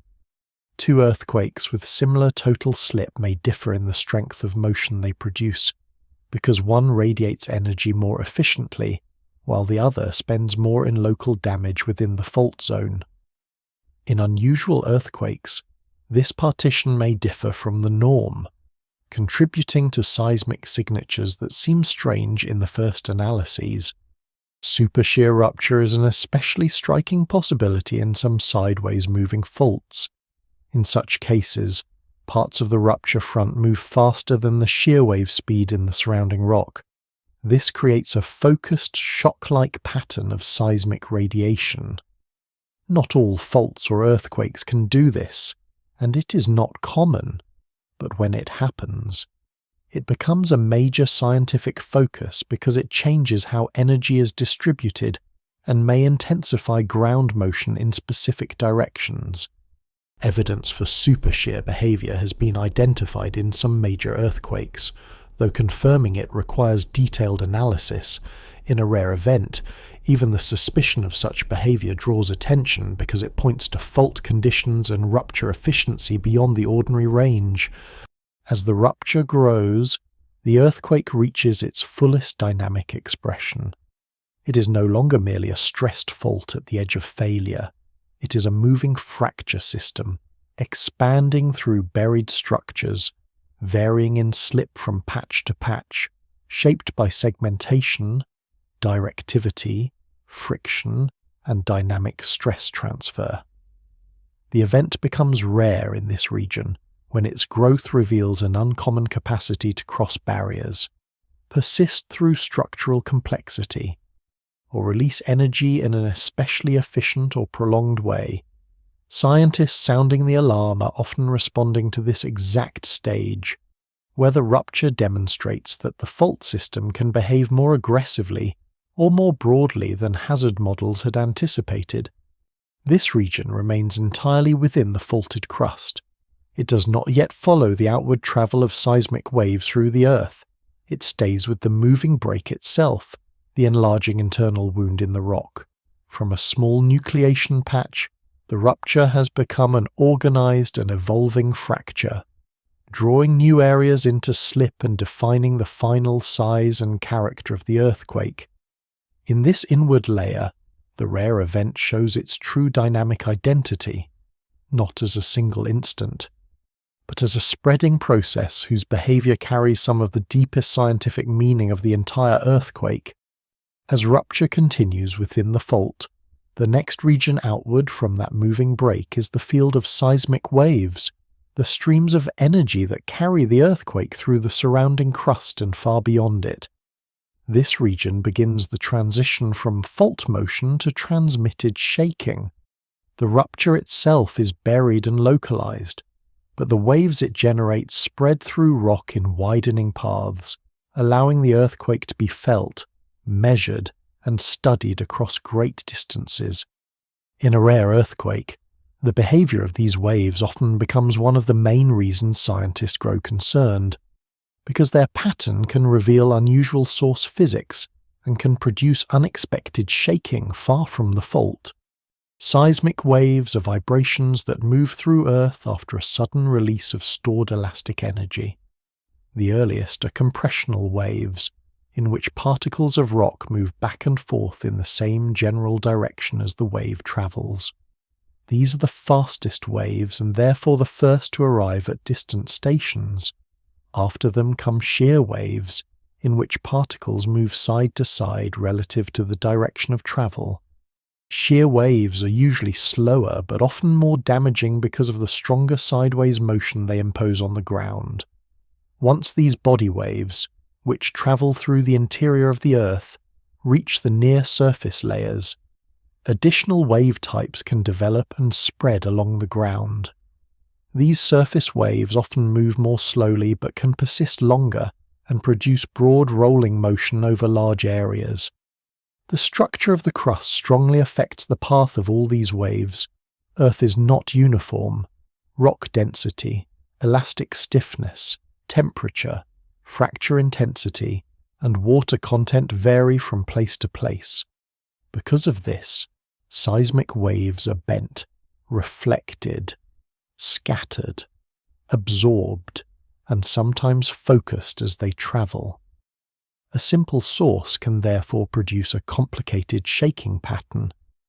In a rare earthquake, the wave field may seem especially unusual because the source itself is complex, because the crust through which the waves move has strong contrasts, or because both conditions act together.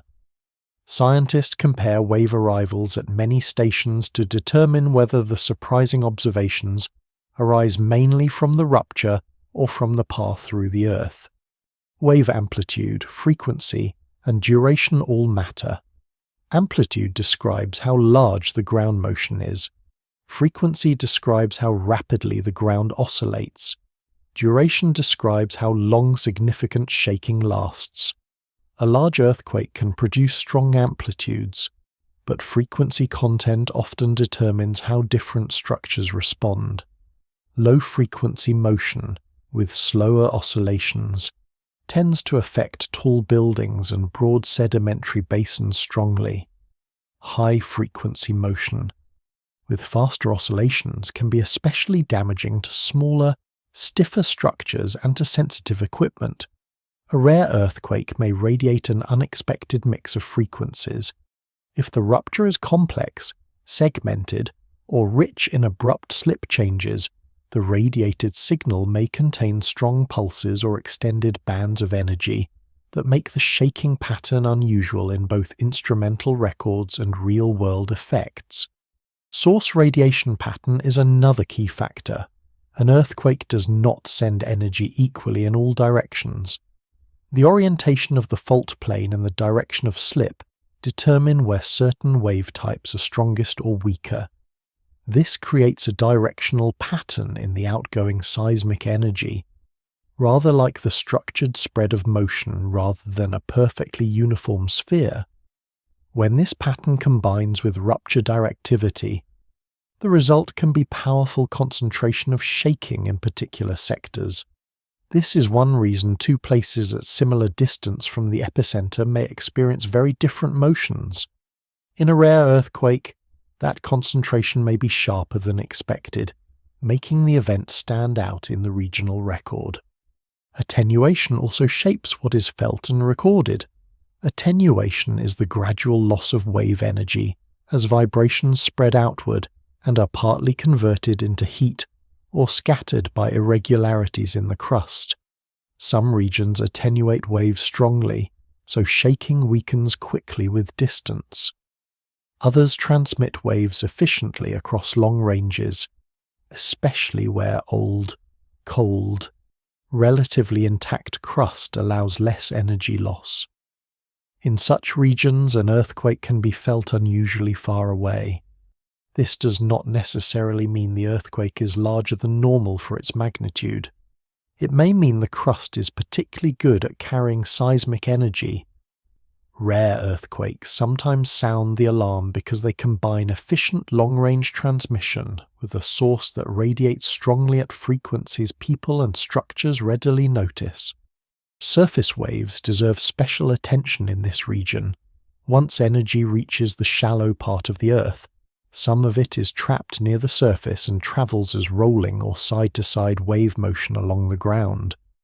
These waves can circle large regions and remain significant at great distances. In large earthquakes, surface waves are often responsible for the long, swaying motion reported far from the source. Because they sample shallow structure and depend on source duration and geometry, they're especially useful in identifying unusual features of rare earthquakes. Very long-period surface waves, for example, can reveal that rupture persisted for an extended time or involved broad areas of slip. Scientists studying such events often look first at these longer waves to understand the overall scale and style of the source. The wave field also contains clues to depth. Shallow earthquakes tend to couple energy into damaging ground motion near the surface more efficiently than deep earthquakes. Deeper events often produce broader felt areas with less concentrated destruction directly above the source. Certain reflected and converted phases, in which waves change type or bounce from interfaces inside the Earth, help analysts refine depth estimates in rare earthquakes. These phases may prove especially important because ordinary assumptions about source depth can be misleading during the first automatic analyses. Careful reading of the later and more subtle arrivals often reveals the true geometry of the event more clearly than the first impulsive signals alone.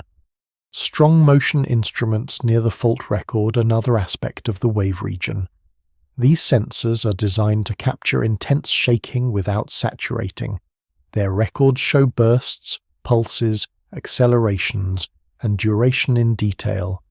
In events with strong directivity, the near-fault trace may contain a large velocity pulse, a concentrated burst of motion associated with rupture moving toward the site.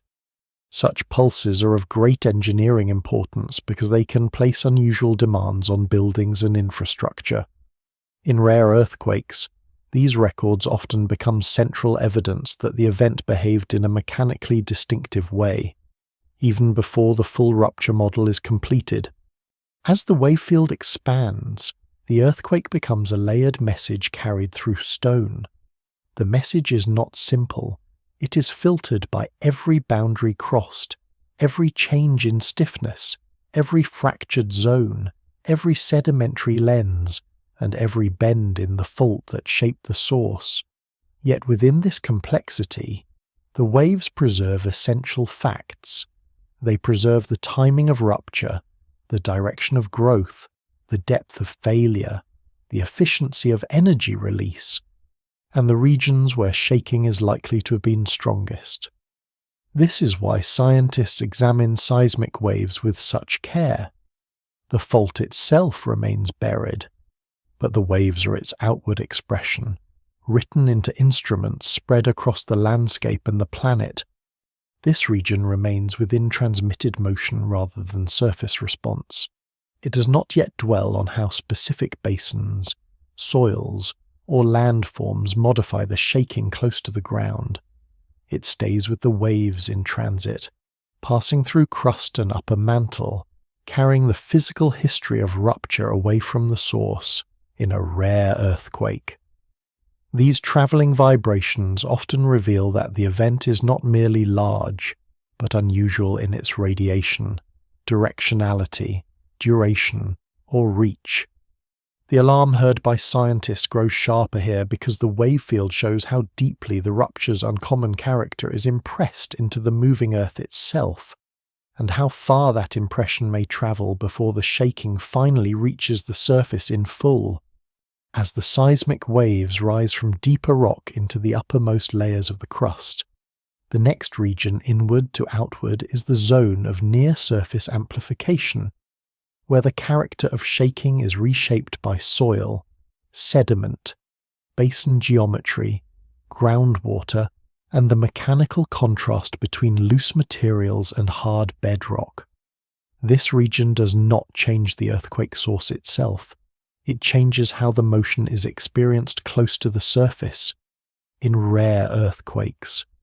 This layer often becomes one of the clearest reasons scientists sound the alarm, because even an unusual rupture at depth can become far more damaging when its waves are strengthened, prolonged, or focused by the shallow ground above. Hard bedrock and soft sediment respond to incoming waves in very different ways. Bedrock is dense, stiff, and generally transmits motion with less deformation of its own structure. Loose sediment, by contrast, is more compressible and less rigid. When seismic energy enters these softer materials from below, wave speeds decrease. As a result, the motion can increase in amplitude, much as energy compressed into slower movement can produce larger oscillation. This is one of the main reasons valleys filled with river deposits, coastal plains built of young sediment, and urban basins containing thick unconsolidated material often shake more strongly than nearby rocky uplands.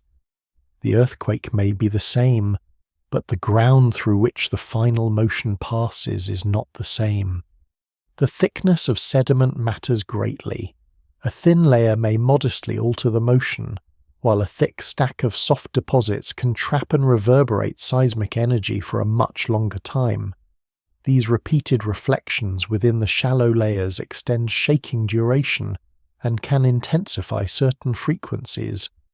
This becomes especially important for towns and cities built on deep basins, where the sedimentary fill may be hundreds or even thousands of meters thick. In such places, an earthquake can continue to sway the ground long after surrounding bedrock sites have quieted. Rare earthquakes often reveal this contrast with striking clarity. Observations may show moderate shaking on nearby hard ground, yet prolonged and destructive motion in the basin itself. The difference is not due to a second earthquake beneath the city. It is due to the basin acting as a resonant structure that reshapes the incoming wave field. Resonance is a key concept in this region. Resonance occurs when the natural period of oscillation of the ground or a structure aligns with the period of incoming waves. When this happens, motion can build more effectively.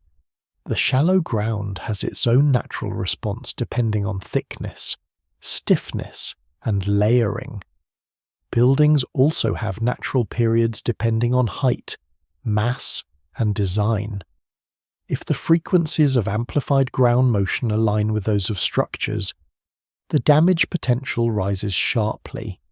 This is why the same earthquake may affect low buildings in one district and taller buildings in another, depending on local ground conditions. In a rare earthquake that radiates unusual frequency content or long pulses, the consequences of near-surface amplification can be particularly severe. Basin geometry adds another layer of complexity. A sedimentary basin is not simply a flat layer of soft ground. It often has sloping edges, buried ridges, variable depth, and complex internal layering. Seismic waves entering such a basin can be refracted and reflected in ways that focus energy into particular areas. Waves may also convert from one type to another at sharp boundaries, creating additional motion patterns. In some cases, basin edge effects become important. These occur where seismic waves interact strongly with a steep margin between hard rock and soft sediment, producing concentrated shaking near the basin edge itself. Scientists study these effects carefully because they can explain localized damage patterns that would otherwise appear puzzling. Groundwater influences shallow response as well. Sediments saturated with water behave differently from dry materials, especially under strong cyclic shaking. Water in pore spaces can alter the stiffness and damping properties of the soil.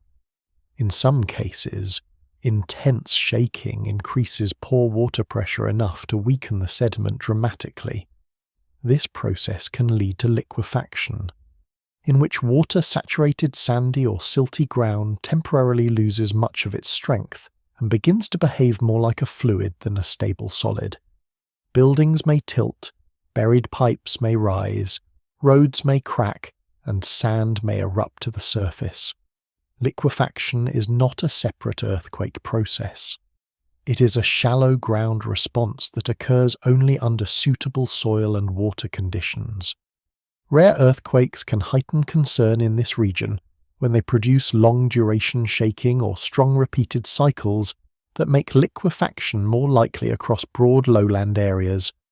Topography also shapes near-surface amplification. Ridges, hilltops, canyon edges, and steep slopes do not merely sit passively under passing waves.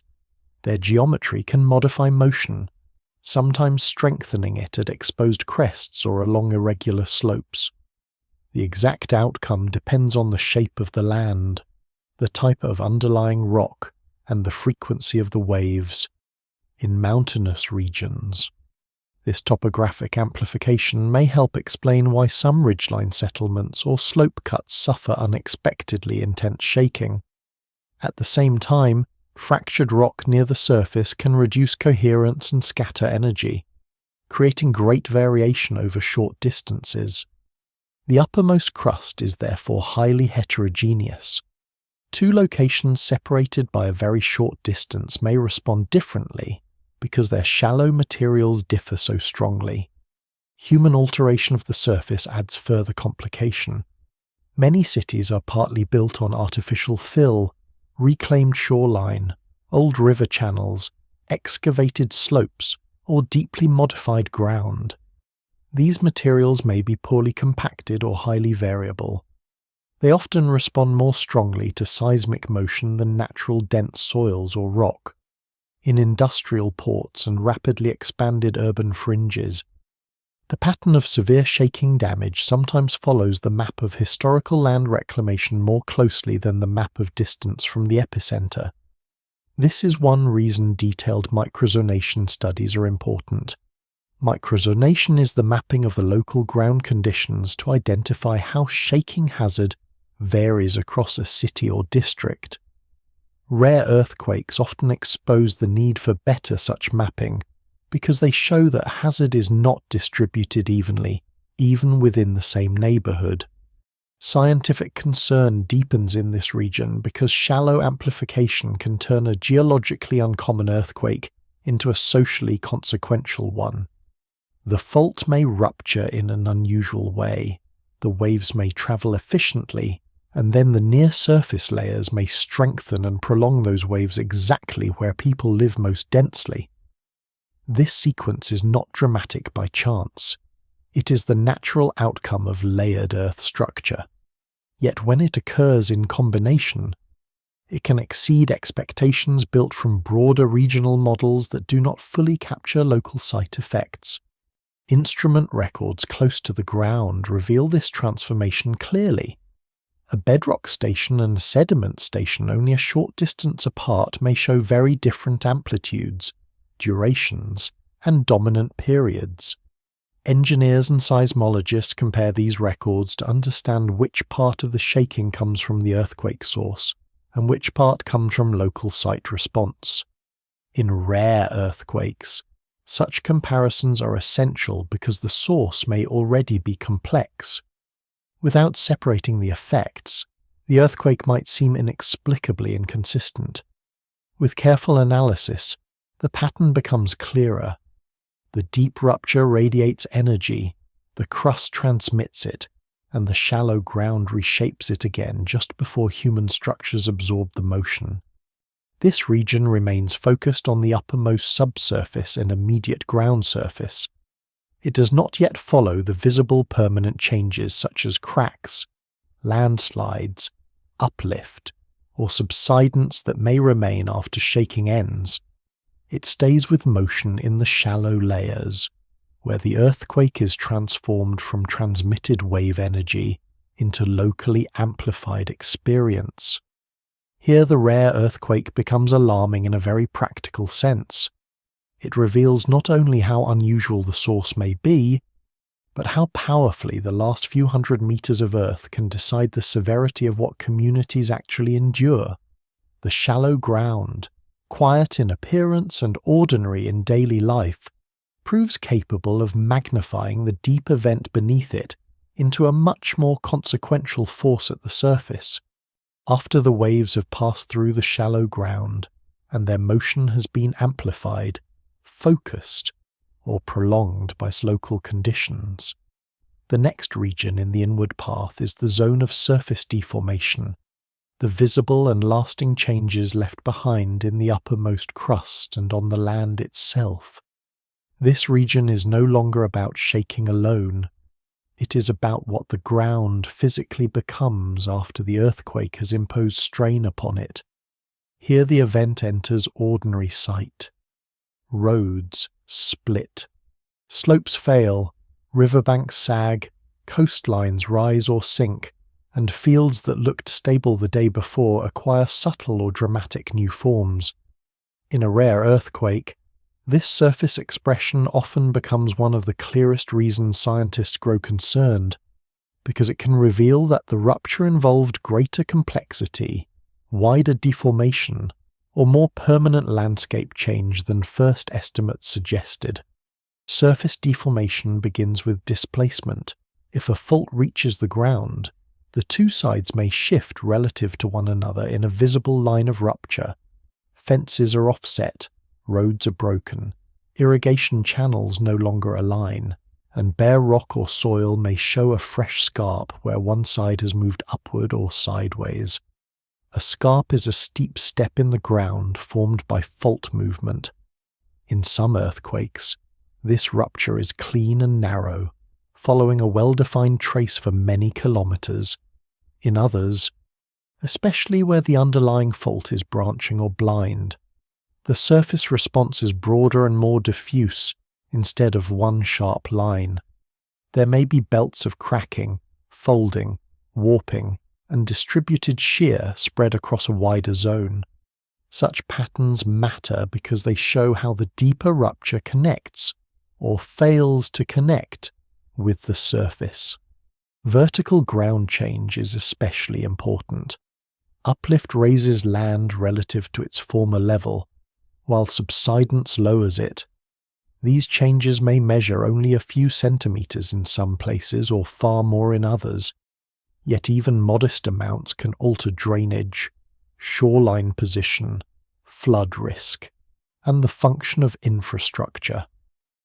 A river channel that once flowed smoothly may now encounter a subtle uplifted barrier. A coastal wetland may become more frequently submerged after subsidence. Harbours, bridges, pipelines, and canals all respond to these shifts. In rare earthquakes, scientific alarm sometimes grows because the pattern of uplift and subsidence reveals a broader or more irregular rupture plane than expected. It may show that multiple structures moved together, or that a blind fault produced widespread warping without a single obvious break. Folding can accompany faulting in compressional settings, instead of breaking the surface in one clear cut. Buried motion may bend the overlying layers into gentle or sharp folds. Roads buckle, fields tilt, and long low ridges rise where the fault remains hidden below. This is especially common above blind thrust faults, where compression lifts one part of the crust over another without a direct surface rupture line. Such deformation can be difficult to recognize immediately because it may look at first like ordinary uneven ground or damage caused by shaking alone. Careful surveying, satellite imagery, and repeated elevation measurements are often needed to distinguish permanent tectonic warping from temporary disturbance. In a rare earthquake, the discovery of fresh folding at the surface can be a powerful sign that an incompletely mapped or previously unrecognized buried structure has moved. Ground cracking is widespread but varied in meaning. Some cracks form directly from tectonic displacement, where the crust is pulled, compressed, or sheared by permanent deformation. Others arise from local slope failure, liquefaction, settlement of artificial fill, or shaking-induced spreading toward riverbanks and coastlines. Lateral spreading is the horizontal movement of loose ground, often driven by liquefaction and gravity on very gentle slopes. It can tear apart roads and foundations even when the underlying tectonic displacement is modest. For scientists, separating these crack types is essential. A rare earthquake may produce an especially confusing field pattern in which tectonic rupture, basin edge warping, liquefaction cracks, and landslide scars overlap. The concern grows because such overlap suggests that the event is affecting the surface through several interacting mechanisms at once. Landslides form another major part of this region. Strong shaking reduces slope stability by disturbing loose sediment, fractured rock, weathered soil, and steep artificial cuts.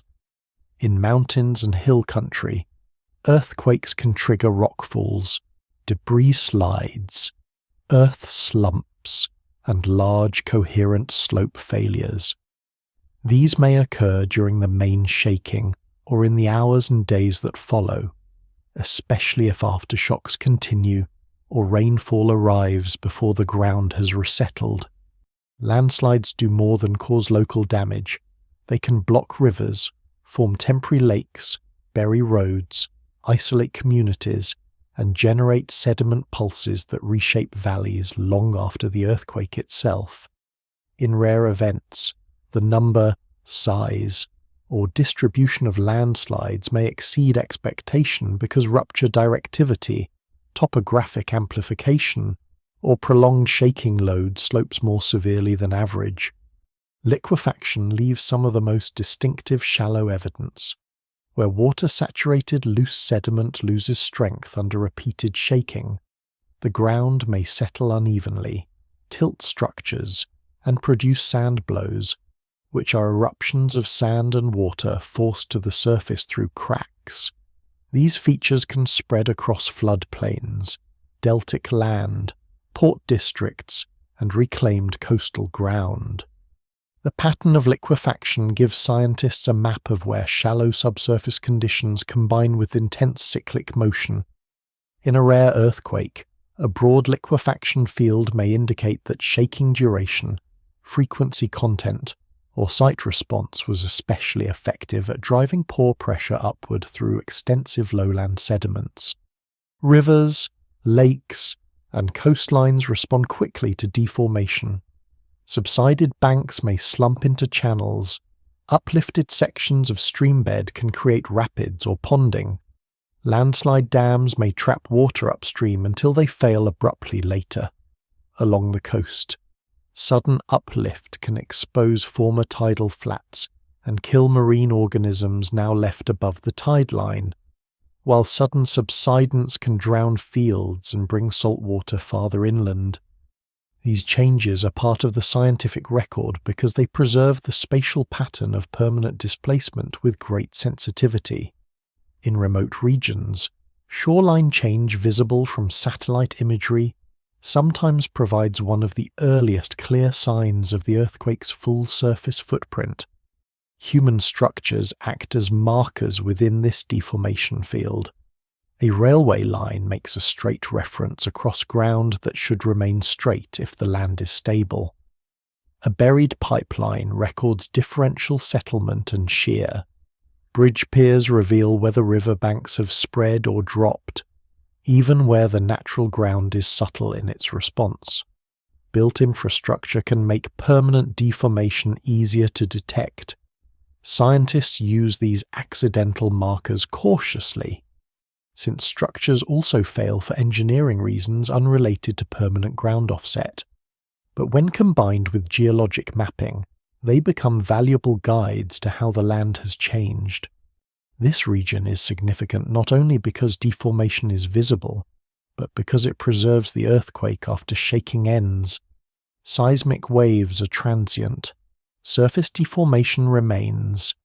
It can be surveyed with repeated precision measurements, mapped in the field, and compared with fault models.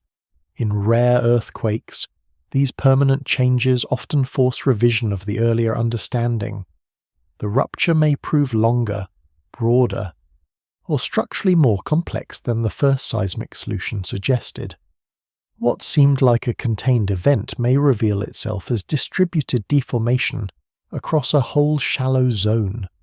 The surface, which first served only as the top of deeper processes, now becomes the direct record of those processes.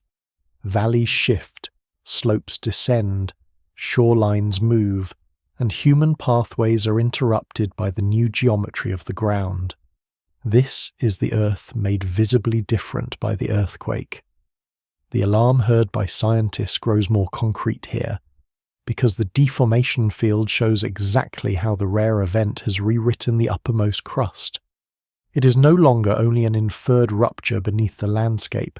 It is a changed landscape itself, carrying on its surface the quiet but unmistakable evidence that deep forces have reached all the way upward and left their mark in lasting form. Beneath the visible deformation that remains at the surface, the next inward region is the aftershock interior, the disturbed fault zone and surrounding crust as they adjust after the main rupture. The earthquake has already broken its principal path, released a large share of stored strain, and sent waves through the land. Yet the process is not complete. The faulted region remains mechanically unsettled. Stress has been redistributed unevenly. Damaged rock continues to respond. Fluids may shift through new or widened pathways, and many smaller failures unfold in the altered crust. This region is not a simple echo of the main event. It is the continuing internal reorganization of the earthquake zone, and in rare earthquakes it often becomes one of the clearest sources of scientific concern because it reveals how deeply and broadly the rupture has changed the mechanical state of the crust. An aftershock is an earthquake that follows a larger main shock in the same general region as the crust adjusts to the new stress conditions. Aftershocks vary greatly in size. Most are small, some are strong enough to cause additional damage, and a few can be large enough to be dangerous in their own right. They do not occur because the crust is returning neatly to a quiet state. They occur because the main rupture has left behind a disturbed field of stress, strength, and damage in which many smaller patches now lie closer to failure than they did before. Some of those patches break quickly, others take days, weeks, months, or longer to fail. The overall pattern usually decays with time, but it does not do so smoothly in every case. The first thing scientists examine in this region is the spatial pattern of aftershocks. These smaller events often trace portions of the ruptured fault that did not slip smoothly, as well as neighbouring structures newly loaded by the main event. When plotted in 3 dimensions, aftershock clouds can outline the shape of the fault plane, reveal subsidiary branches, and mark bends, stepovers, or deeper continuations that were not clear in the first rapid models. In a rare earthquake, the aftershock distribution sometimes becomes startlingly broad or geometrically complex. Rather than forming a simple narrow band, the events may spread through a volume of crust, light up multiple fault strands, or cluster in zones offset from the main rupture. This suggests that the earthquake has disturbed a wider structural network than expected. Time also has structure in this region. Aftershock activity is usually most intense soon after the main shock and then declines, but the rate of decline can vary. In some sequences, there are bursts of renewed activity, migrations of seismicity, or changes in dominant location that hint at deeper processes. A cluster may begin near the main fault and then extend outward over hours or days.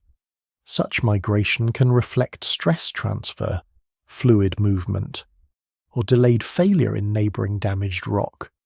It remains uncertain in many cases exactly which mechanism dominates, because the same broad pattern can arise from different physical causes. Still, the timing and spread of aftershocks provide one of the best available windows into the continuing life of the rupture zone after the main break has passed. Stress transfer is central here. The main earthquake does not remove stress everywhere.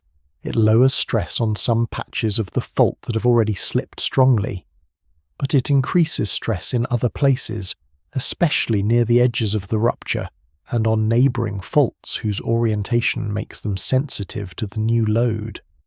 Scientists often calculate these changes to estimate which zones may now be more likely to fail. Such calculations simplify the real Earth, but they are useful guides. In rare earthquakes, the alarm sometimes deepens because the redistributed stress appears to load adjacent structures capable of hosting additional significant earthquakes.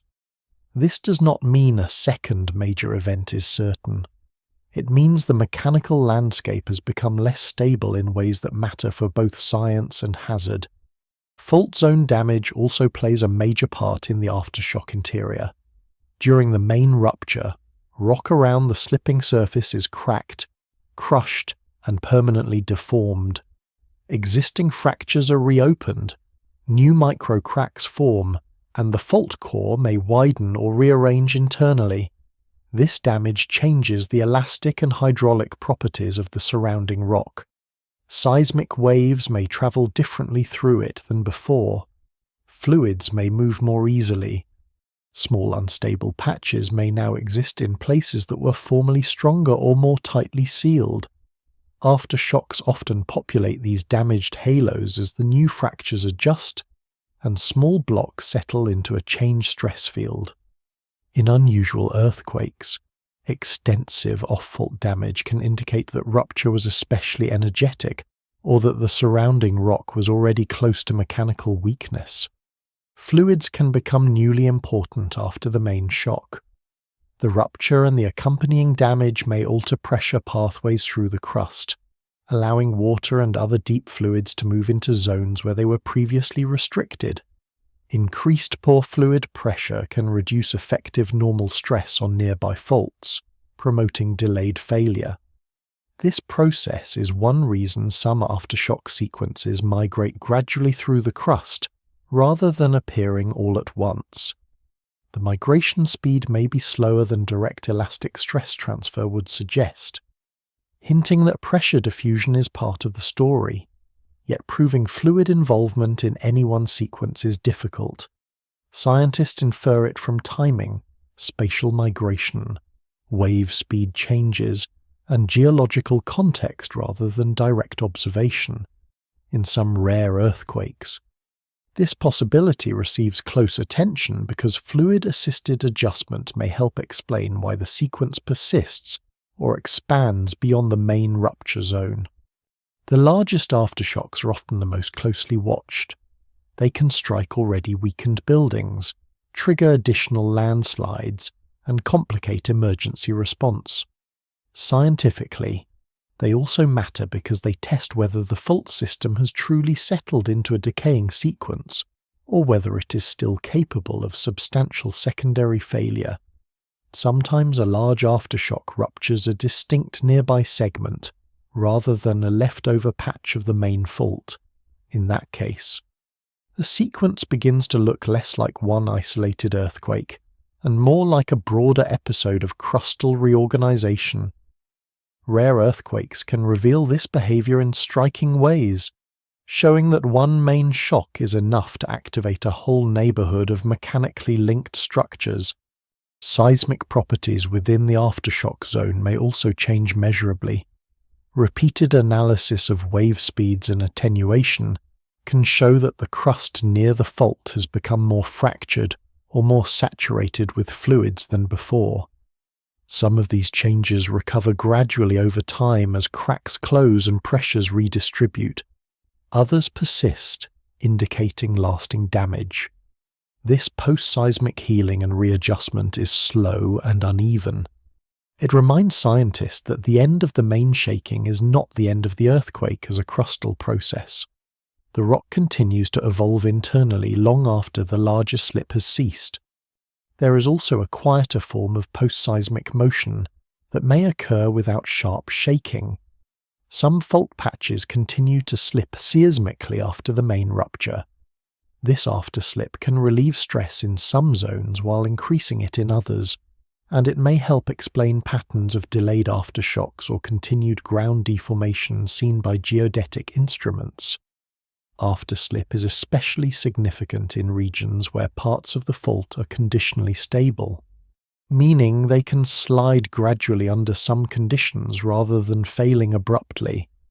In rare earthquakes, a mixture of afterslip, fluid redistribution, and aftershock activity may create a post-event evolution more complicated than the classic simple decay sequence.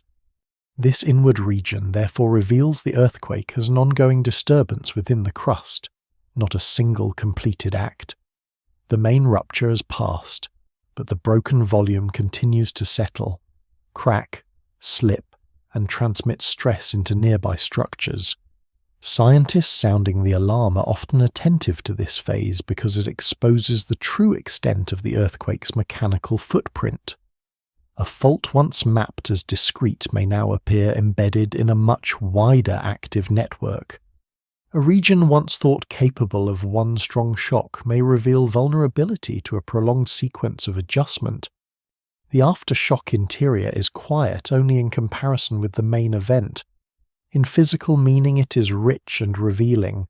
It maps damaged rock, shifting fluids, loaded edges, and continuing slip in the hidden space below the changed landscape. Here the rare earthquake shows that its consequences are not confined to the initial rupture. The crust remains in motion, reorganizing itself through countless smaller failures and slow adjustments. And in that ongoing internal response, scientists see both the memory of the main shock and the possibility of what the newly altered fault system may do next. Below the disturbed aftershock zone, and within the deeper meaning of the broken crust, the next inward region is the domain of deep crustal significance, where the rare earthquake begins to reveal what the event says about rock strength, temperature, fluids, and the mechanical behavior of Earth's interior layers. This region is not the visible landscape, not the mapped fault geometry alone, and not the short-lived sequence of shaking and aftershocks. It is the deeper implication of the earthquake as a natural experiment. A rare event matters scientifically because it exposes conditions in the crust that cannot usually be observed directly. It allows researchers to infer how strong the rocks are, how heat is distributed, how fluids influence failure, and where the boundary lies between sudden fracture and slow deformation. The crust is not uniform with depth. Near the surface, rocks are cooler, more brittle, and more likely to break suddenly when stressed. Deeper down, temperature and pressure rise. Under those conditions, many rocks become more ductile, meaning they deform slowly over time rather than fracturing abruptly. The change from brittle behavior to ductile behavior is gradual rather than sharp, and its depth varies from one tectonic setting to another.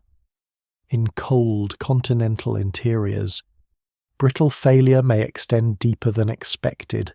In hotter regions, such as young rifts or volcanic provinces, the brittle zone may be thinner. When a rare earthquake occurs at a surprising depth, or when its rupture appears to involve rock near this brittle to ductile transition, scientists pay close attention because the event offers a clue about the thermal and mechanical state of the crust. Temperature is one of the most important controls on deep mechanical behavior. Hot rock is not weak in a simple sense, but over long times it can deform more readily by crystal-scale processes that do not produce ordinary earthquakes. These processes include the slow movement of defects within mineral grains, grain boundary sliding, and recrystallization under stress. Such behavior allows deep crustal layers to flow gradually, transferring load towards shallower locked zones. Yet if temperatures are lower than expected, or if certain rock types remain strong under these conditions, brittle failure may reach deeper levels. A rare earthquake that penetrates such depths can therefore indicate that the crust is colder, drier, or stronger than models had assumed. Rock composition matters as much as temperature. Quartz-rich crust, feldspar-rich granitoids, mafic lower crust, metamorphic assemblages, and hydrated fault zone materials do not all behave the same way under pressure and heat. Some minerals weaken quickly when warm. Others remain strong to greater depth. Water influences many of these behaviors by changing mineral reactions and reducing effective stress in pore spaces. In lower crustal rocks, metamorphism can release fluids through dehydration reactions, and those fluids may migrate upward or become trapped along structural boundaries. If a rare earthquake occurs where such processes are plausible, scientists consider whether deep fluid release helped weaken a fault zone, or whether strong dry rocks allowed brittle rupture to persist unusually far downward. These are difficult questions, but earthquakes provide some of the few direct clues available. Deep crustal fluids are especially important in this region because they may link mechanical behavior across depth.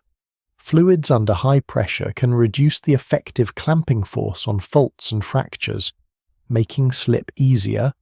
They may also alter minerals chemically, change rock permeability, and help localize deformation into long-lived shear zones. In subduction settings, fluids released from the descending slab can influence earthquake generation at several levels of the crust and upper mantle. In continental regions, fluids may circulate along inherited deep structures and affect where strain localizes. The exact role of fluids in any given rare earthquake is seldom known with certainty, but when seismic velocities are anomalous, aftershocks migrate in suggestive ways, or rupture extends into unusual depth ranges, Fluid involvement becomes an important line of interpretation. This deep region also helps scientists evaluate the strength of faults themselves.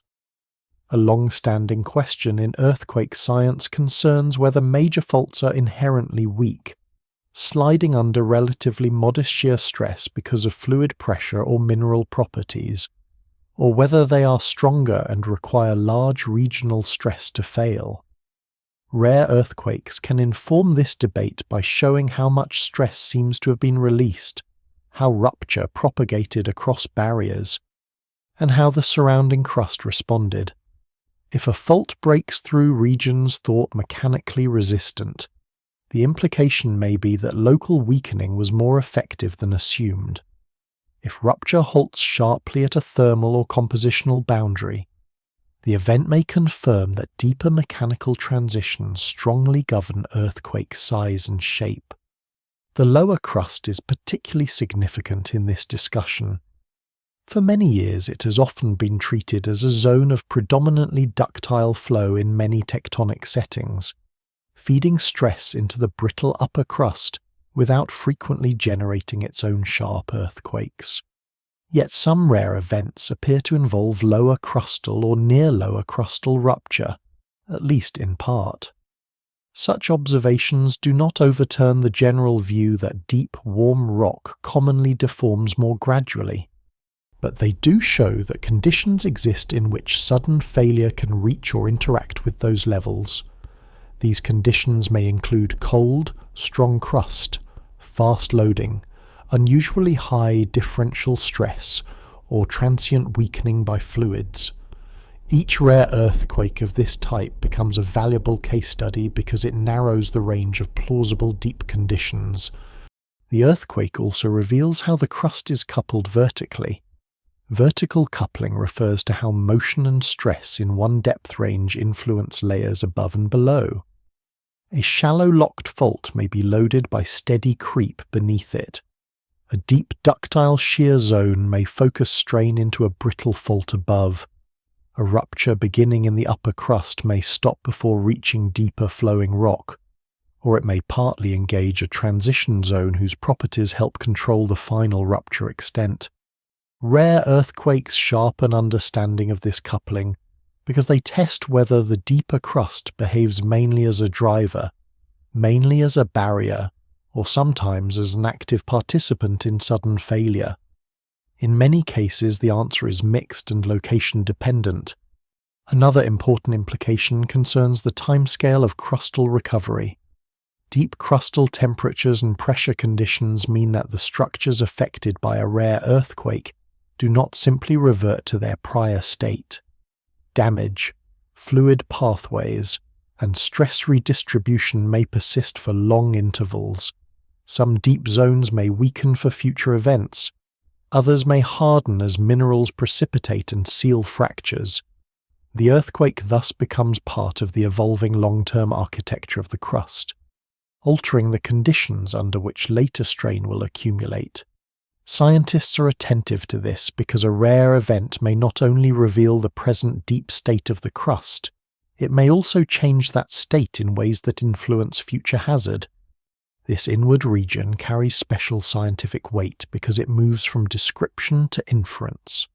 The earthquake has already been observed as signals, maps, structures, stress, precursors, rupture, waves, amplification, deformation, and aftershock adjustment.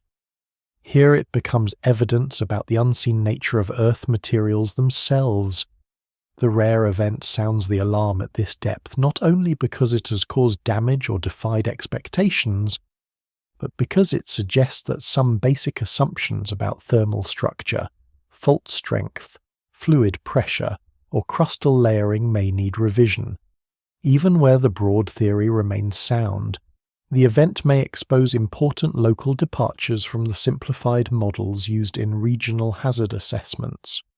This is the deep explanatory layer, where the crust speaks through the earthquake about its own hidden state.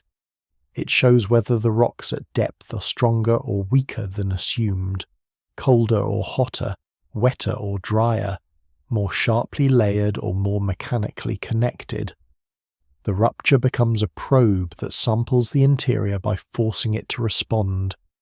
Scientists study such events carefully because the response is rare, and because each unusual earthquake offers a brief but powerful glimpse into the deep mechanics of a planet whose outer calm often conceals the complexity and tension below. At the innermost point of interpretation, after the global detection, the surface mapping, the tectonic framework, the landscape, the hidden architecture, the loading of the crust, the uncertain precursors, the start of rupture, the spread of fault motion, the passage of seismic waves, the amplification near the surface, the permanent deformation, the aftershock adjustment, and the deeper mechanical meaning have all been examined. The rare earthquake becomes a scientific alarm in its fullest sense. This final region is not a physical layer of rock alone. It is the core meaning of the event for hazard understanding. It is where scientists ask what has changed in their view of the Earth, because this earthquake has happened. What assumptions now require revision, and what uncertainties remain too large to ignore? In this region, the earthquake is understood not only as a rupture, but as a warning from the crust that the present map of risk may be incomplete. A scientific alarm does not always mean that the earthquake is the largest in a region, nor that it produces the greatest immediate destruction. Sometimes the most consequential event is one that reveals an unsuspected behavior in the fault system. A rupture may cross segment boundaries once thought secure. It may occur on a buried structure that had not been included properly in hazard models. It may reach unusual depth, radiate energy in an uncommon way, or disturb a wider network of neighbouring faults than expected. The alarm arises because the event expands the range of what appears physically possible in that region. Once that range expands, prior expectations about future earthquakes must be reconsidered. One of the most serious implications concerns recurrence. Recurrence is the tendency of earthquakes or similar ruptures to happen again on a fault or in a tectonic setting over geologic time, though not at regular, humanly predictable intervals. Hazard assessments often rely on the best available estimates of how often certain faults rupture, how large those ruptures can be, and how strongly they may shake surrounding communities. These estimates are built from geological records, instrumental catalogues, geodetic strain, and physical models. A rare earthquake may show that the recurrence interval of a significant structure has been underestimated, or that the structure itself has not been fully recognized. It may also reveal that long, quiet intervals are not signs of safety, but signs of slow strain accumulation on faults with very long earthquake cycles. Another central concern is maximum credible size. In hazard science, researchers try to estimate how large an earthquake a fault or fault system is capable of producing under realistic physical conditions. This estimate depends strongly on fault length, width, connectivity, and stress conditions. If a rare earthquake links multiple segments, jumps across a structural gap, or activates a broader buried network than expected, the estimated upper bound for future ruptures may have to increase. Such revisions matter deeply for building design, infrastructure planning, dam safety, port operations, pipeline routing, and emergency preparation. The alarm is therefore both scientific and practical. A change in structural understanding leads directly to a change in how society should prepare. Ground motion prediction is another domain often challenged by rare earthquakes. Engineers use empirical and physical models to estimate how strongly the ground may shake at different distances on different site conditions, for earthquakes of different sizes and mechanisms. These models are powerful tools, but they depend on the range of events previously observed. A rare earthquake that produces stronger directivity pulses, longer duration, more efficient wave transmission, or broader basin amplification than expected can expose weaknesses in those models. It may show that certain combinations of source behavior and crustal structure are insufficiently represented in present calculations. Scientists sounding the alarm are therefore not only reacting to the event itself, they are reacting to what the event says about the reliability limits of predictive frameworks. This final region also sharpens attention on cascading hazards. The earthquake may not end with fault slip and shaking. Surface deformation can alter flood pathways. Subsidence can raise long-term coastal exposure. Landslides can dam rivers and later fail. Liquefaction can weaken foundations for months or years until repairs are complete. Aftershocks can strike into already damaged terrain. A rare earthquake becomes more significant when it shows that the broader hazard chain is longer or more interconnected than previously assumed. In some regions, the alarm comes from realizing that a moderate increase in source complexity can produce a disproportionate increase in secondary consequences across the landscape. Public expectation is another part of the meaning of this event. Communities often understand earthquakes through recent memory, but recent memory is short compared with tectonic time. If a damaging or scientifically unusual earthquake occurs in a place long regarded as relatively quiet, the psychological and institutional consequences can be considerable. Scientists then face the task of explaining that rarity does not mean impossibility, and that absence of recent events does not imply absence of tectonic capacity. This communication must be careful. It must avoid exaggeration while making clear that the event has exposed a real gap between common expectation and geological reality. The alarm is not theatrical, that it is corrective. Uncertainty remains central even here. At the deepest interpretive point, science rarely responds to a rare earthquake by claiming complete new certainty. Instead, it narrows some questions and enlarges others. The rupture may clarify which fault moved, yet leave open why it nucleated at that specific moment. It may reveal a deeper or more connected fault system, yet leave uncertain how stress will now redistribute over decades. It may show that a region can produce an uncommon style of earthquake, yet leave unresolved how often such behavior occurs. Honest scientific alarm therefore includes measured uncertainty. Observations indicate that the crust is capable of this behavior. It remains uncertain how broadly that capability applies across the region and how soon similar conditions might arise again. The rare earthquake also becomes a benchmark for future study.